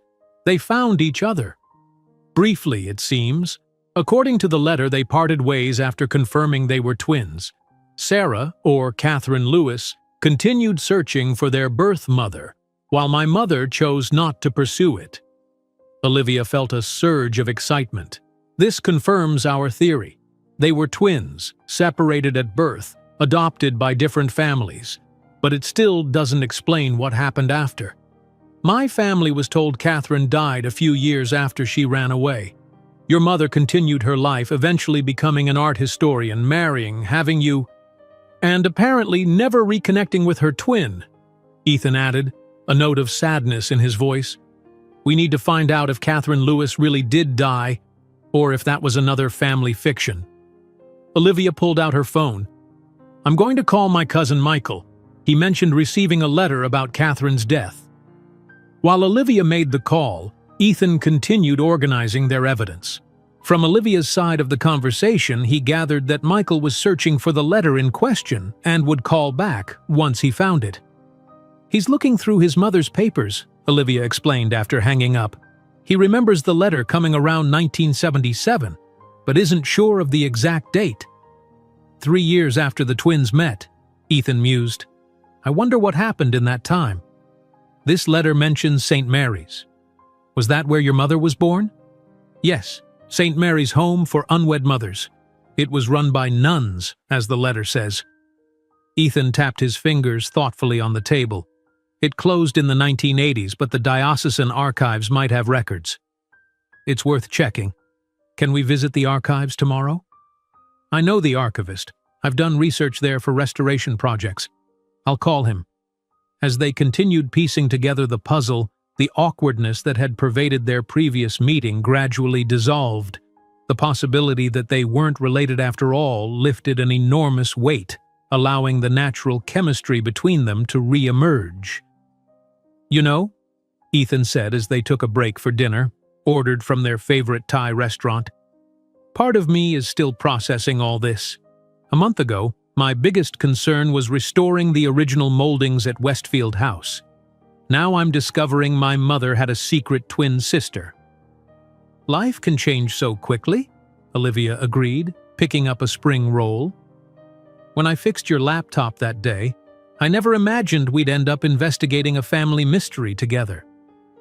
"Do you regret it?" Ethan asked, his expression suddenly serious. "Getting involved with me, I mean." Olivia considered the question. "No," she said finally. "Even with all the complications, I don't regret a moment of our time together." The honesty in her voice seemed to touch Ethan deeply. He reached across the table, taking her hand in his. "I've missed you these past few days. The possibility that we might be related was difficult to process." "For me too," Olivia admitted. "I kept thinking about all our moments together, trying to reconcile them with the idea that you might be my cousin. And now? Now I'm cautiously optimistic that we're just two people whose family histories intersected in an extraordinary way." Before Ethan could respond, Olivia's phone rang, Michael calling back. "I found it," he said when she answered. "The letter about Catherine's death. It's dated March 15, 1977, from a lawyer named James Patterson in San Francisco." "What exactly does it say?" Olivia asked, putting the call on speaker so Ethan could hear. "It's very formal, addressed to my grandparents. It says something like, 'It is my duty to inform you that Catherine Lewis passed away on March 3, 1977, due to complications following an automobile accident. As per her wishes, she was cremated and a private memorial service was held. She asked that her personal effects be donated to charity with the exception of the enclosed item, which she wanted returned to her family.'" "Was anything enclosed with the letter?" Olivia asked. "Yes, the silver locket you showed me, the one your grandmother gave Catherine for her 16th birthday."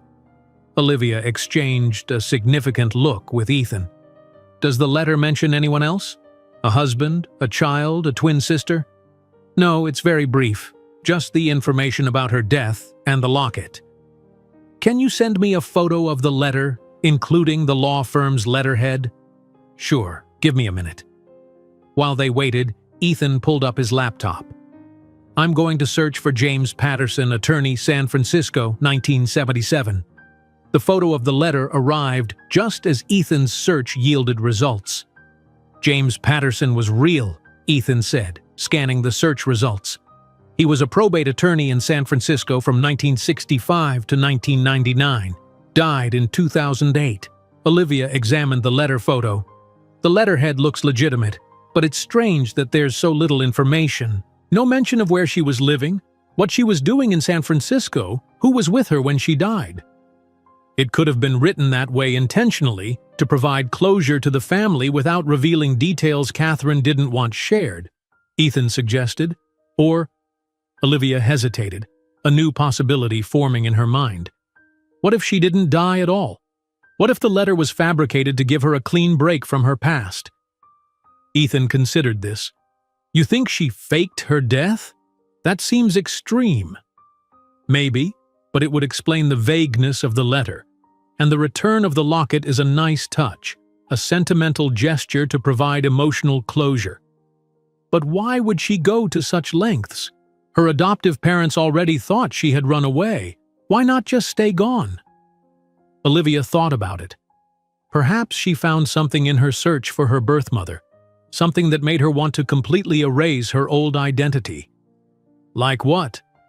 I don't know. But tomorrow, when we visit the diocesan archives, we might find out. They spent the rest of the evening organizing their findings and preparing questions for the archivist.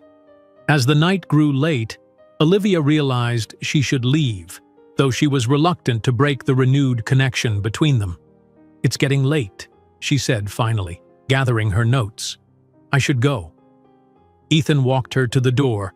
I'll pick you up tomorrow morning for the archives visit. At the doorway they paused, the air between them charged with unspoken feelings. The distance they had maintained since discovering the possibility of a family connection had been necessary but painful. Ethan, Olivia began, not quite sure what she wanted to say. He stepped closer, his expression a mixture of hope and restraint. I know we should still be careful until we know for sure, but... But? She prompted, her heart racing. But I've missed you terribly, he admitted, and I'm finding it hard to remember why we're keeping our distance. Olivia smiled softly. The logical part of my brain keeps reminding me that we don't have definitive proof yet. And what does the rest of your brain say? That logic isn't everything. Ethan reached out, tucking a strand of hair behind her ear in a gesture reminiscent of their early days together. One step at a time? One step at a time, she agreed, leaning slightly into his touch. When he leaned forward to kiss her, she met him halfway, allowing herself to hope that the connection they had found, both literal and figurative, would survive the revelations still to come. The diocesan archives occupied the basement of St. Michael's Cathedral, a Gothic revival structure that had stood in the heart of the city for over a century. The space smelled of old paper and wood polish, with rows of filing cabinets and bookshelves organized with meticulous care. Father Thomas, the elderly archivist, greeted Ethan with a warm handshake. "Mr. Morgan, always a pleasure, and this must be Ms. James." He turned to Olivia with a gentle smile. "Ethan mentioned you're researching a family connection to St. Mary's home." "Yes, Father. We're trying to trace the adoption of twins born there in April 1955, Olivia explained. "Adoption records are sensitive matters," Father Thomas said, leading them to a small research room. Traditionally, they were kept sealed to protect all parties involved. However, our diocese has become more open in recent years about connecting adoptees with information about their origins within certain parameters. "We understand the sensitivity," Ethan assured him. "My mother was one of the twins we're researching. She passed away several years ago. Father Thomas nodded sympathetically. I see. Well, let me see what records we have from St. Mary's for that period. The home closed in 1986, and all their files were transferred here. While the priest disappeared into the archives, Ethan and Olivia set up their notes on the wooden table.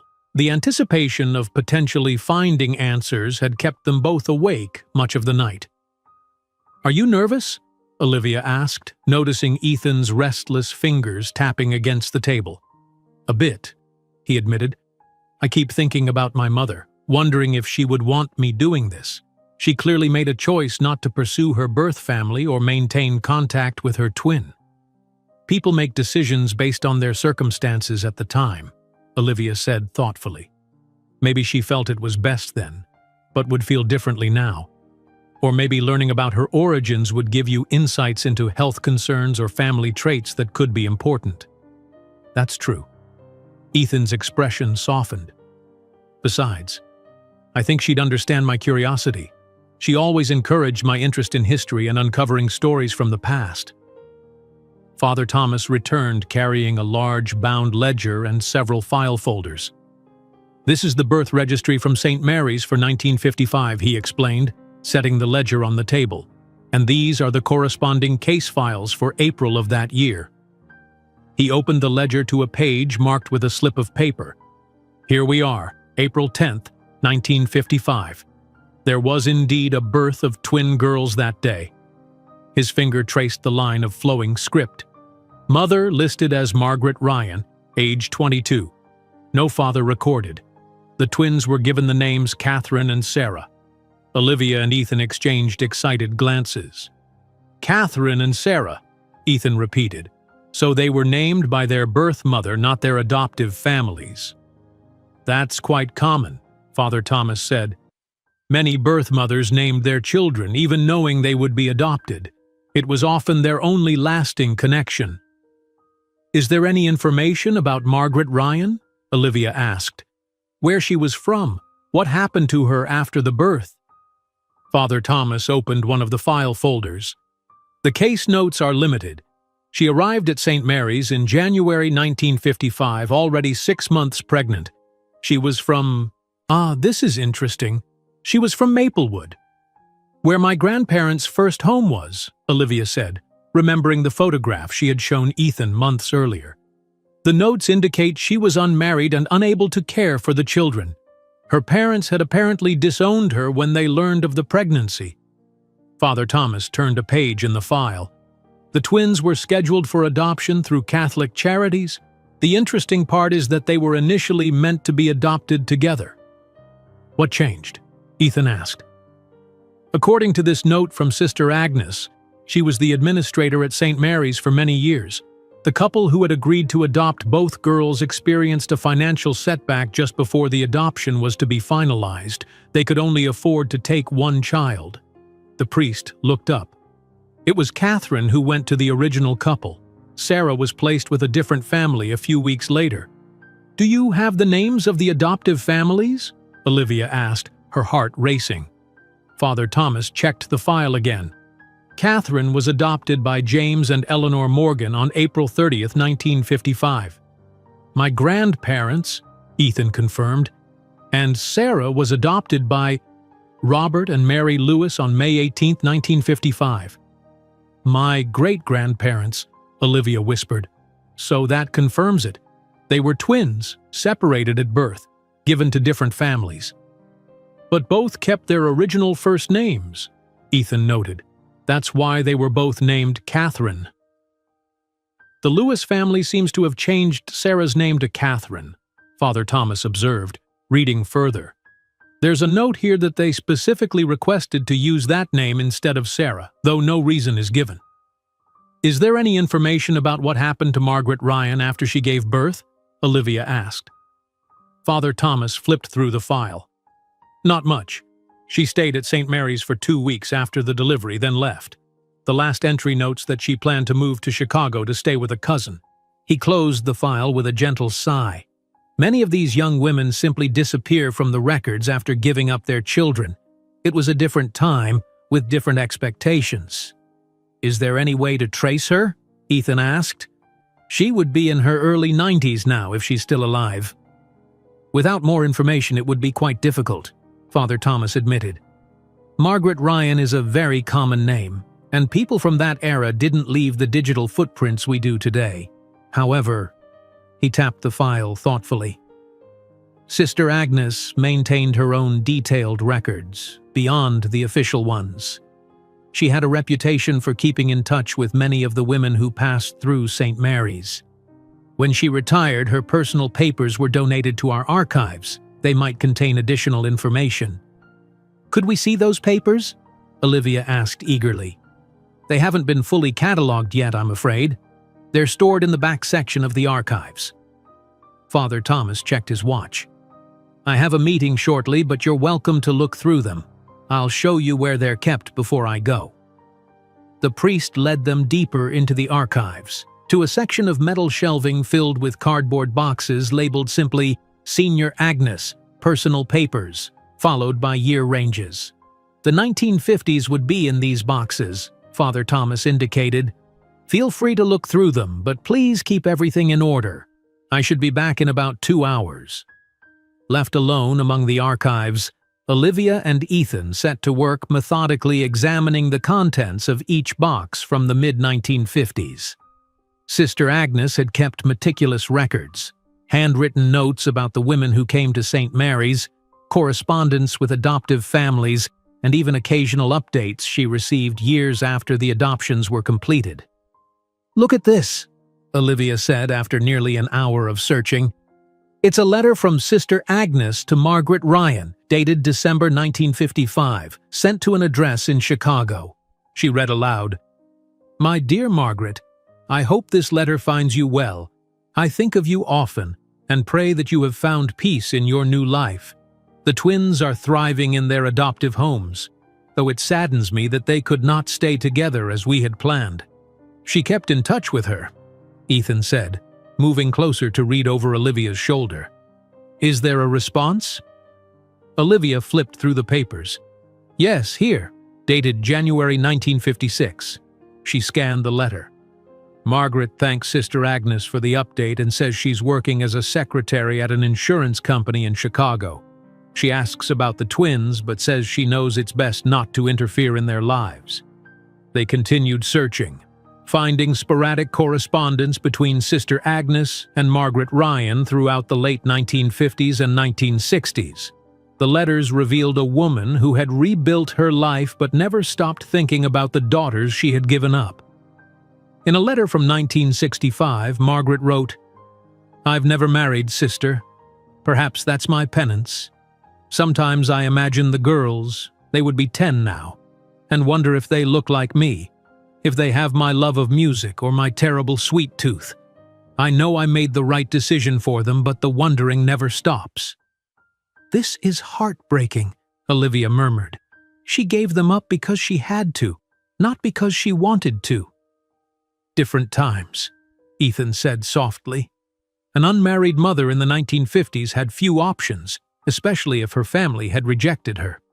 In a box containing papers from the early 1970s, they found what they had been hoping for, a letter from Margaret Ryan dated June 1973 with a return address in San Francisco. "She moved to California," Olivia noted, carefully opening the yellowed envelope. The letter inside was longer than the previous ones, the handwriting more hurried, as if written in a state of emotional agitation. "Dear Sister Agnes," Olivia read, "I hope this letter finds you well. I'm writing with an important request. As you know, the twins will turn 18 next April. I have respected the closed adoption all these years, never attempting to contact them or interfere in their lives.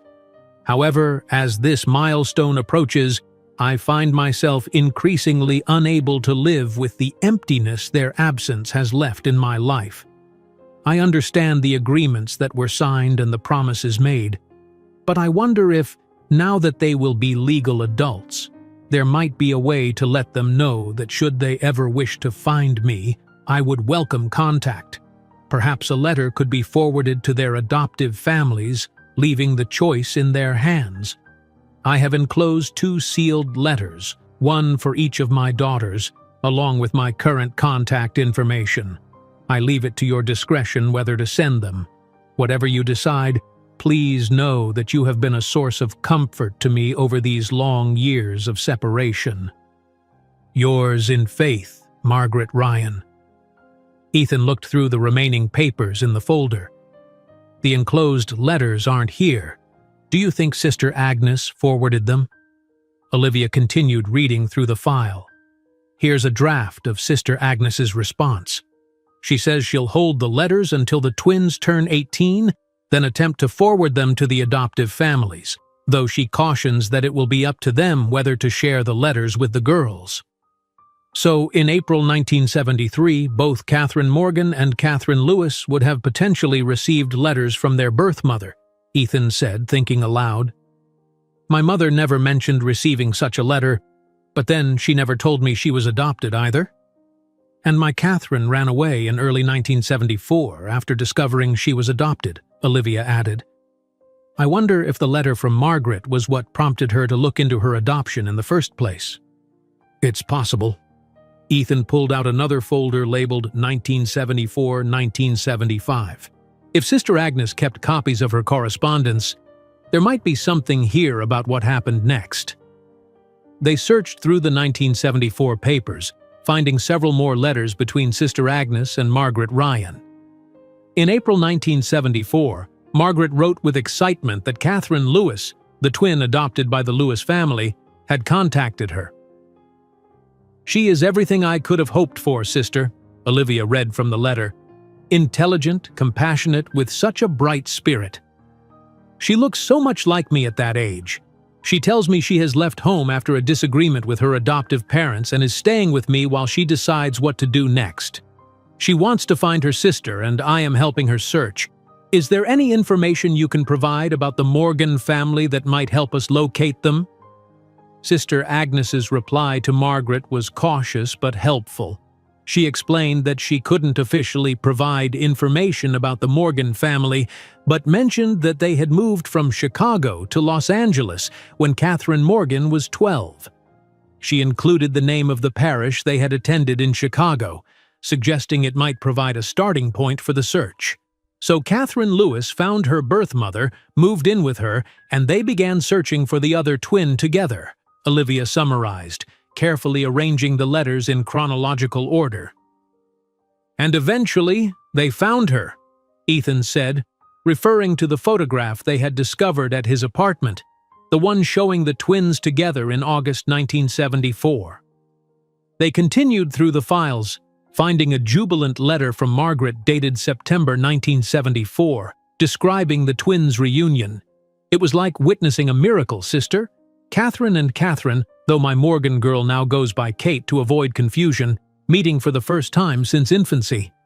They sat for hours just staring at each other, finishing each other's sentences, discovering all their similarities and differences, both artistic, though in different ways. Catherine pursuing visual arts while Kate leaned toward the academic study of art history, both drawn to old buildings and historic places, both with my unruly curls and their father's dark eyes. There it is, Ethan said. Their father. This is the first mention of him in any of the letters. Olivia nodded, continuing to read. Kate seemed more reserved about the whole situation. While Catherine has embraced me as her mother, Kate maintains a certain distance. She is polite but guarded, and she speaks of her adoptive parents with great loyalty and love. I understand her reluctance.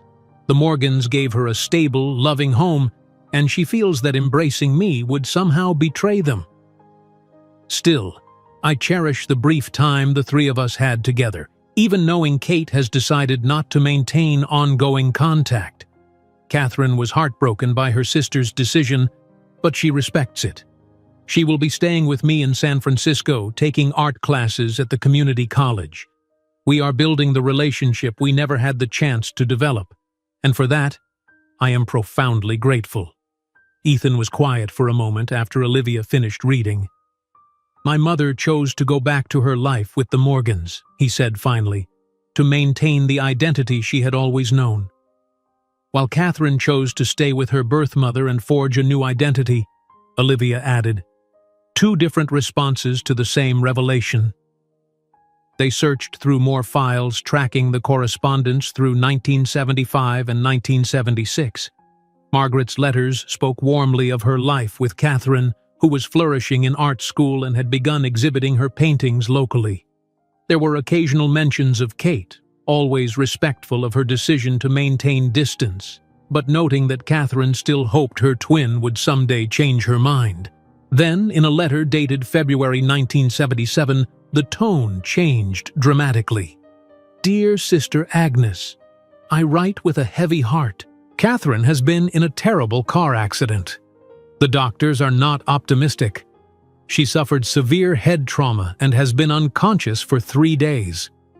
I am at her bedside day and night praying for a miracle. I have tried to contact Kate to let her know, but my letters have gone unanswered.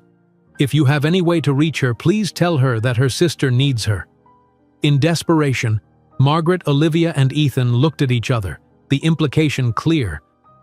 This accident aligned with the timing of the letter Olivia's family had received about Catherine's death in March 1977. The next letter, dated March 5, 1977, confirmed their suspicions. "Sister Agnes, my beautiful Catherine passed away on March 3rd, never having regained consciousness. The pain is unbearable.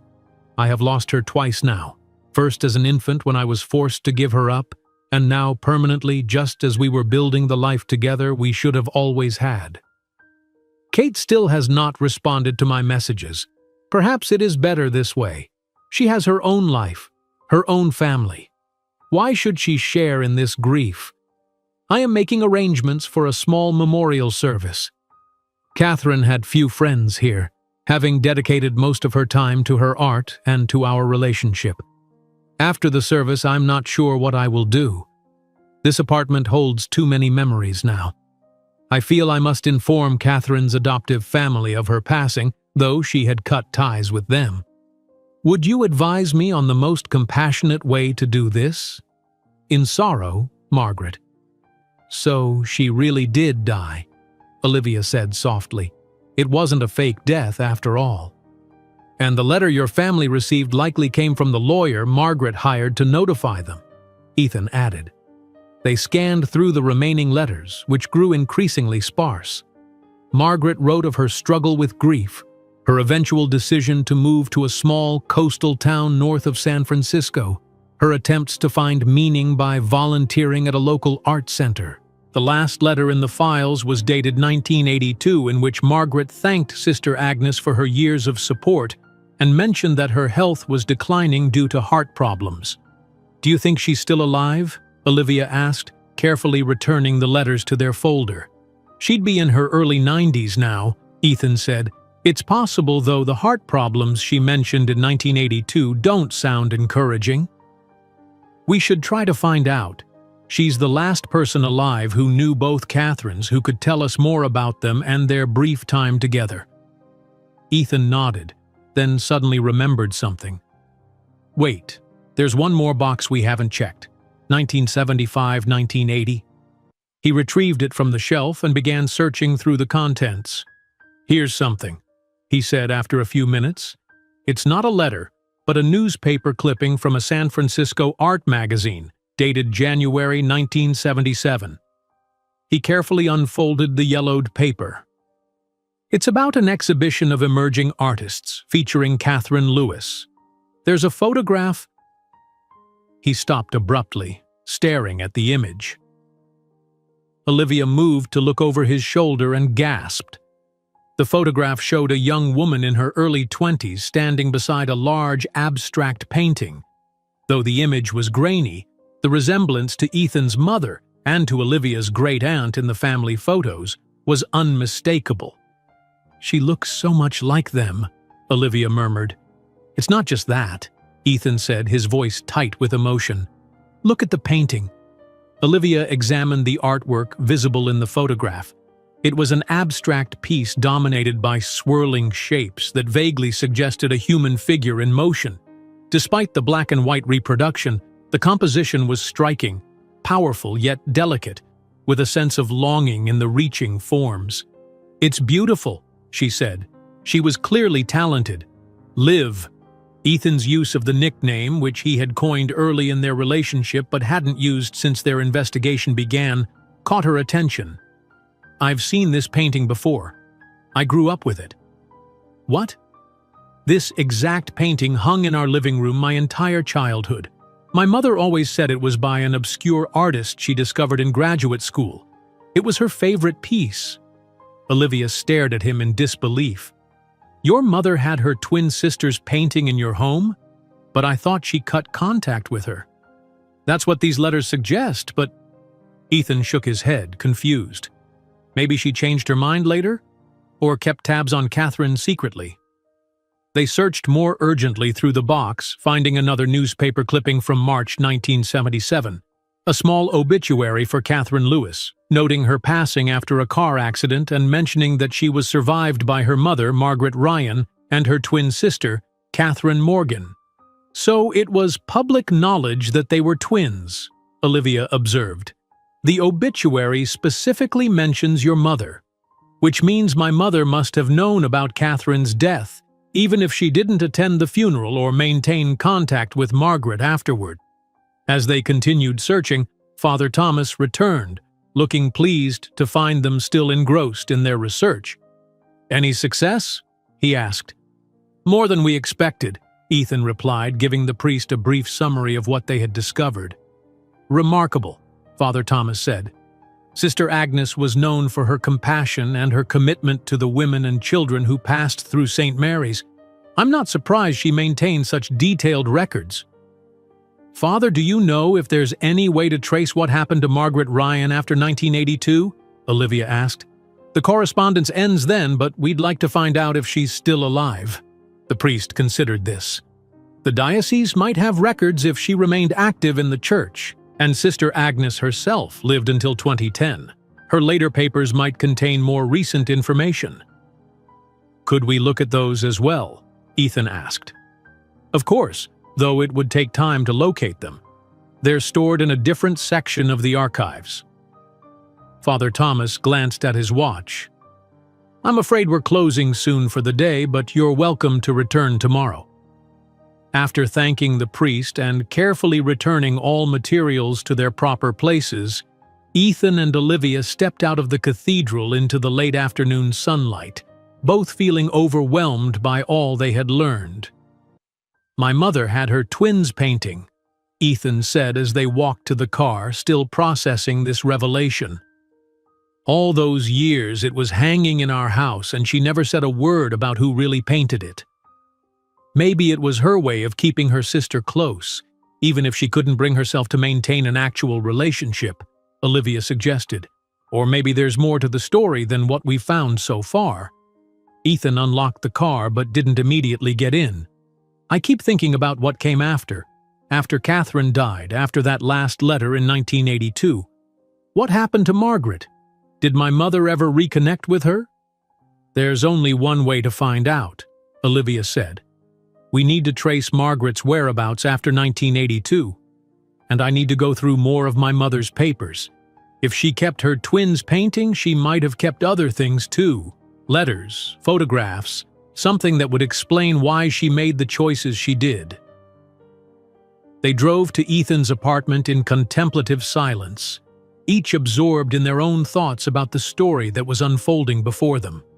When they arrived, Ethan immediately went to the hall closet and pulled out several more boxes of his mother's belongings. "I haven't been able to bring myself to go through most of these since she died," he admitted. "It was too painful. But now you need answers," Olivia finished, understanding perfectly. They worked methodically, sorting through Catherine Morgan's personal effects, old photographs, academic papers, journals, and mementos from her travels. In a box labeled simply "Personal," they found a leather-bound journal with entries spanning from 1974 to 1978, exactly the period when Catherine had discovered her twin, met her briefly, and then lost her. The journal entries were sporadic but revealing. In August 1974, Catherine wrote of meeting her twin and birth mother, It was like looking in a mirror, but one that reflected not just my appearance but a road not taken. Catherine is everything I'm not. Free-spirited, emotional, artistic in a way I've only ever appreciated academically. Margaret, I cannot bring myself to call her mother, was loving but overwhelming in her desire to connect. I felt suffocated by their expectations, their instant acceptance of this new reality. I have a family, the one that raised me, supported me, loved me. How can I simply set that aside for these strangers who share my blood? In later entries, she expressed guilt over cutting contact but reaffirmed her decision to maintain her existing life and identity.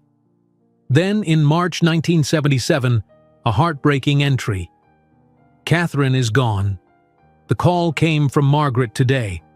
A car accident, a coma, then death. My twin, my blood, the other half of me that I pushed away out of fear and loyalty to my adoptive parents. I told no one about the call. What would I say? How do I mourn someone I deliberately removed from my life? The guilt is crushing.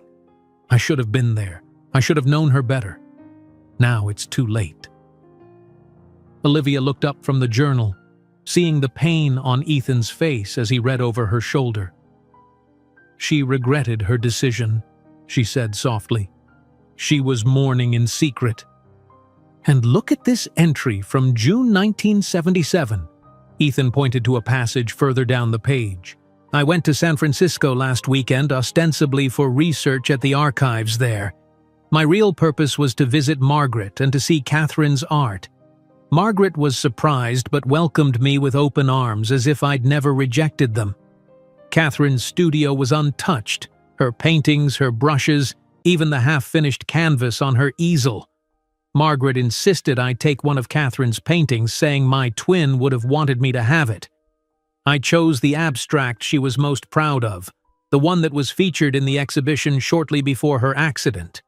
When I returned home, I told Richard it was by an obscure artist I'd discovered during my research, another lie to add to all the others I've told. Richard was my father, Ethan explained, so she did reconnect with Margaret, at least briefly. And she took the painting as a way to keep her twin's memory alive, Olivia added. They continued reading through the journal, discovering that Catherine Morgan had maintained intermittent contact with Margaret Ryan over the following years, visiting occasionally, but always keeping these visits separate from her life with her husband and eventually her son. The final entry mentioning Margaret was dated 1995. Visited M in Seaview yesterday. Her health is deteriorating, but her spirits remain strong. She showed me Catherine's last sketchbook, which I'd never seen before. The final drawings were of me, based on the photograph we took together that single day we spent as sisters. Even after I pushed her away, she was still drawing me, still holding on to the connection I tried to sever. M asked if I would take the sketchbook, but I couldn't. Some reminders are too painful, even after all these years. Seaview, Ethan murmured, looking up from the journal. That's a small coastal town about 3 hours north of San Francisco. If Margaret was there in 1995, she could still be there now. Olivia finished, the possibility hanging between them. They spent the rest of the evening researching Seaview, a picturesque town of less than 5,000 residents nestled along the Northern California coast. Through online searches, they found several Margaret Ryans in the area over the years, but without more specific information, it was impossible to determine if any of them was the woman they sought. We need to go there, Olivia said finally. It's the only way to know for sure. Ethan nodded, his expression a mixture of hope and apprehension. I can take a few days off from the Westfield restoration. Richardson can handle the final details on the exterior work. And I can work remotely for a couple of days. Olivia hesitated, then added, Are you sure you want to do this? Finding Margaret means confronting parts of your mother's life she chose to keep hidden. I'm sure, Ethan said, his resolve strengthening. My whole life, I thought I knew who my mother was. Now I realize there was this entire other dimension to her, sister, twin, daughter, that she never shared. I need to understand why." They made arrangements quickly, booking flights to San Francisco for the following afternoon and reserving a rental car for the drive to Seaview. Olivia took the morning to brief her team at Nexus on the projects they would need to handle in her absence, while Ethan coordinated with his colleagues at the restoration site. On the plane, they finalized their plan.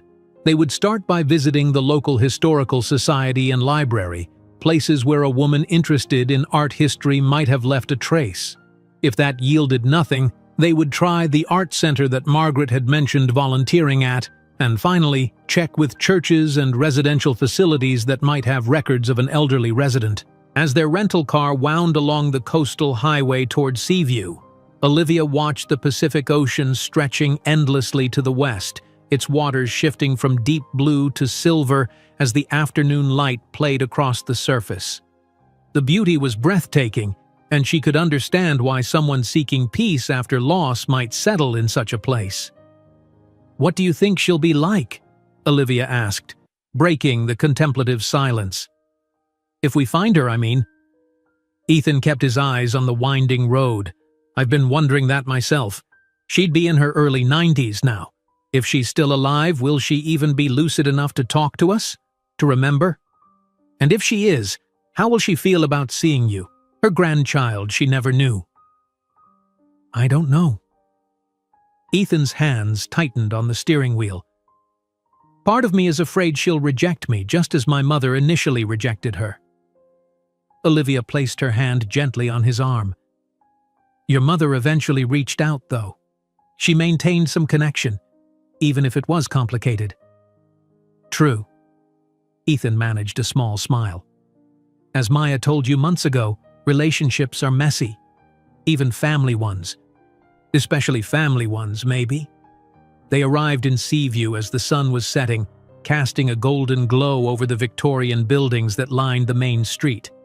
The town had a timeless quality, with well-preserved historic architecture, small locally owned shops, and a distinct absence of chain stores or modern development. "It feels like stepping back in time," Olivia observed as they checked into the Seaview Inn, a charming bed and breakfast housed in a restored captain's mansion. After settling into their room, they walked to a nearby restaurant for dinner, discussing their search strategy for the following day. They agreed to start with the Seaview Historical Society, which according to their research maintained archives on local residents and businesses.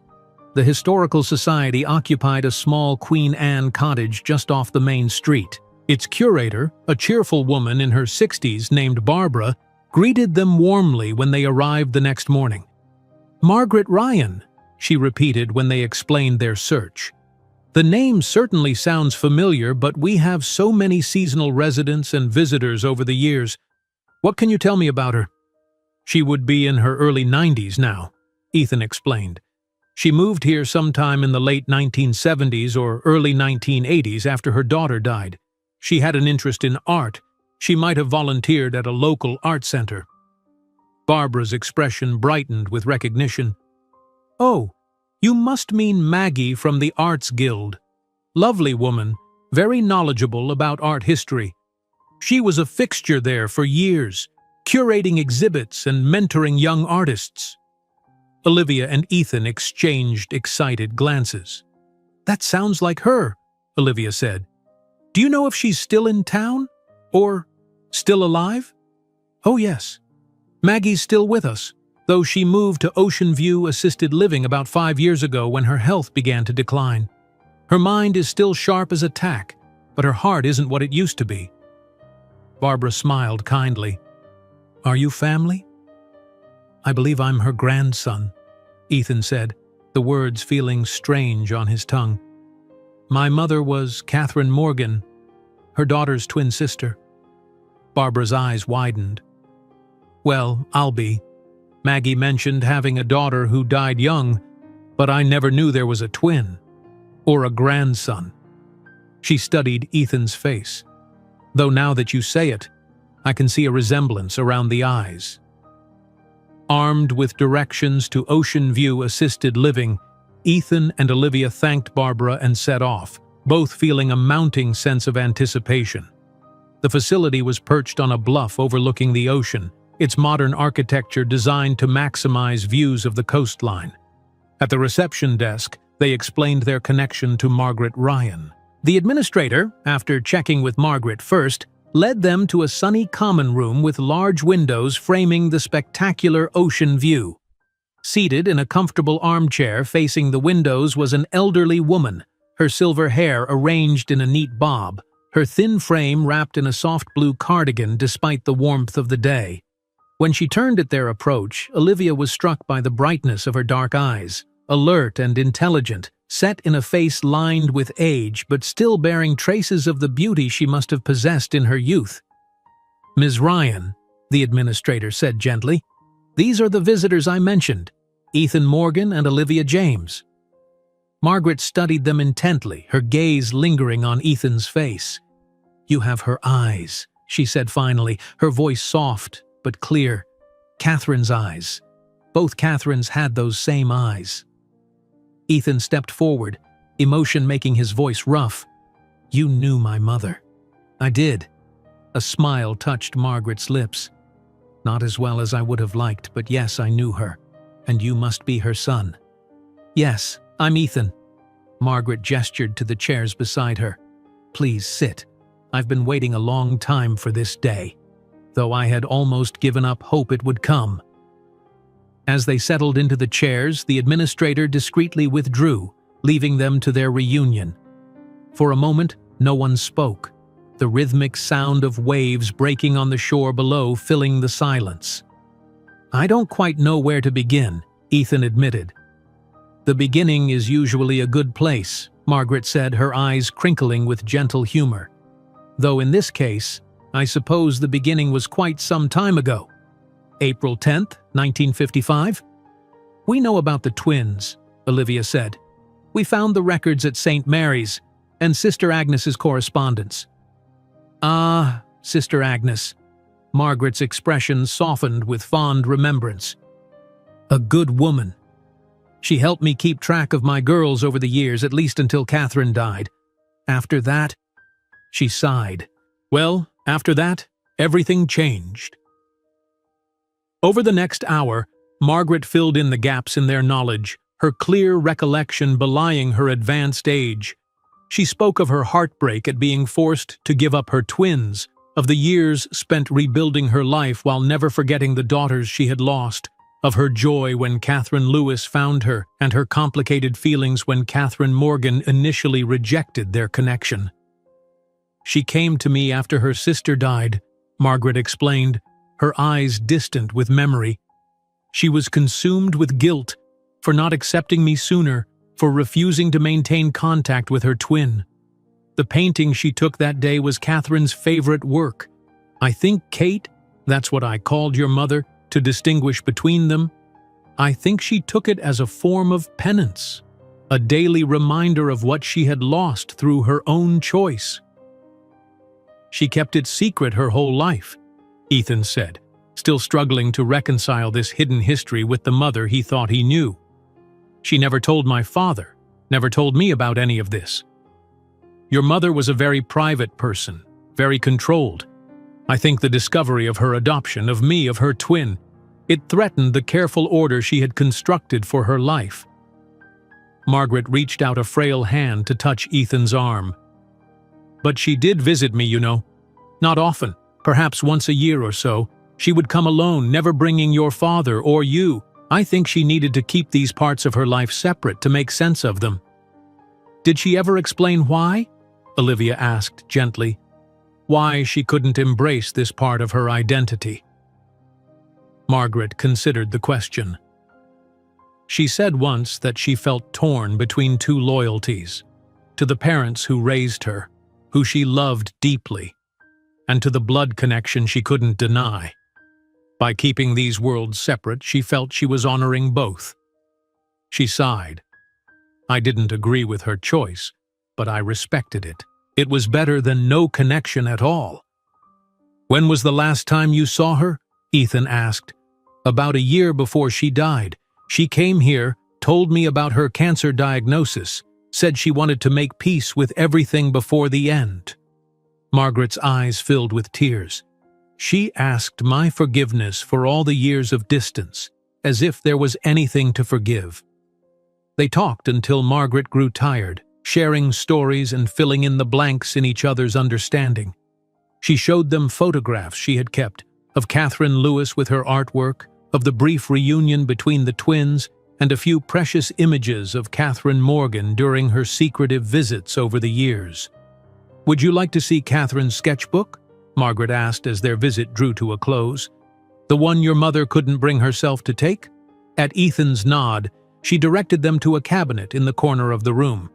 Inside, carefully preserved in a protective sleeve, was a worn sketchbook filled with Catherine Lewis's drawings, landscapes, still lifes, and portraits, including several of her twin sister based on their brief time together. "I'd like you to have it," Margaret said. "It belongs with family." Ethan accepted the sketchbook with reverent hands. "Thank you for this and for sharing your memories." As they prepared to leave, Margaret held Ethan's hand between her fragile ones. "Your mother loved you very much. Whatever secrets she kept, whatever divisions she maintained in her life, never doubt that." "I won't," he promised, his voice thick with emotion. Outside, as they walked back to their car under a star-filled sky, Olivia slipped her hand into Ethan's. "Are you okay?" "I think so." He glanced down at the sketchbook he carried. "It's a lot to process, but I'm glad we came. Glad we found her." "So am I." They drove back to the inn in comfortable silence, each absorbing the day's revelations. In their room, Ethan carefully went through Catherine Lewis's sketchbook, pausing at a particularly striking portrait of his mother as a young woman, her expression serious but with a hint of vulnerability in her eyes. "She captured something essential about her," he murmured. "Something I recognize from my own memories." "They were connected, even in their separation," Olivia observed, sitting beside him on the bed. "Like puzzle pieces that fit together even at a distance." Ethan closed the sketchbook gently. "Thank you for being here with me, for helping me uncover all of this." "I wouldn't have missed it," Olivia said simply. In the soft lamplight, Ethan turned to face her fully. "When we first thought we might be related, it was like the ground disappeared beneath my feet. Not just because of what it meant for us, but because it meant questioning everything I thought I knew about myself and my family. And now? Now I realize that family is both simpler and more complicated than I ever imagined. Blood matters, but so do the connections we choose, the people we decide to let into our lives and keep there." He took her hand, his thumb tracing circles on her palm. "I'm choosing you, Olivia, if you'll still have me after all this chaos." Olivia smiled, leaning forward to kiss him softly. "I think we've established that I'm pretty good at fixing chaos." They spent another day in Seaview, visiting Margaret again and exploring the coastal town she had made her home. Before leaving, they promised to return soon, to maintain the connection that had been severed between generations and was now renewed. Back in their city, life gradually resumed its normal rhythms but with subtle differences. Ethan completed the exterior restoration of the Westfield house, incorporating some of the insights he had gained from Catherine Lewis's artistic perspective, which he had come to know through her sketchbook. Olivia integrated elements of historical preservation into her AI work, creating algorithms that could help digitally reconstruct and archive endangered historic buildings. On a warm Saturday evening 6 months after their trip to Seaview, Ethan invited Olivia to his apartment for dinner. When she arrived, she noticed that he had rearranged his living room. The painting, Catherine Lewis's abstract that had hung in his childhood home, now occupied a place of honor on the main wall. "I wanted it to be the first thing you see," he explained, coming to stand beside her, "a reminder of how we found each other, of the connection that brought us together." "It's beautiful," Olivia said, studying the swirling forms with new appreciation. "Knowing who painted it, knowing the story behind it makes it even more meaningful." "I've been thinking about that a lot, how meaning comes from connection, from understanding the stories behind things. behind people. Ethan took her hand, drawing her attention from the painting to his face. I love you, Olivia. Not just because of how our histories intertwined, but because of who you are. Brilliant, compassionate, determined to solve puzzles and fix what's broken. I love you too, she replied, the words coming easily now. For your passion about preserving the past, your kindness, your willingness to face difficult truths. He led her to the sofa, where a small wrapped package waited. I have something for you. Olivia carefully opened it to find a silver locket, identical to the one that had belonged to Catherine Lewis. Inside was a tiny photograph of the two of them, taken during their visit with Margaret. To mark our connection, Ethan explained. Past, present, and future.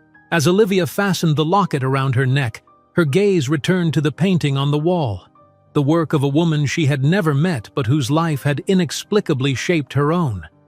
In its abstract forms, she now saw what had perhaps always been there. Two figures, similar but distinct, reaching toward each other across an unbridgeable space, connected despite the distance between them. Just like the two Catherines, just like Ethan and herself, connected by invisible threads of history, chance, and choice. The complex, beautiful tapestry of human relationship that transcends time and binds us to one another in ways we might never fully understand, but can always choose to honor. If you enjoyed today's video, I'm sure you'll love the next one. Don't waste time. Just click on the screen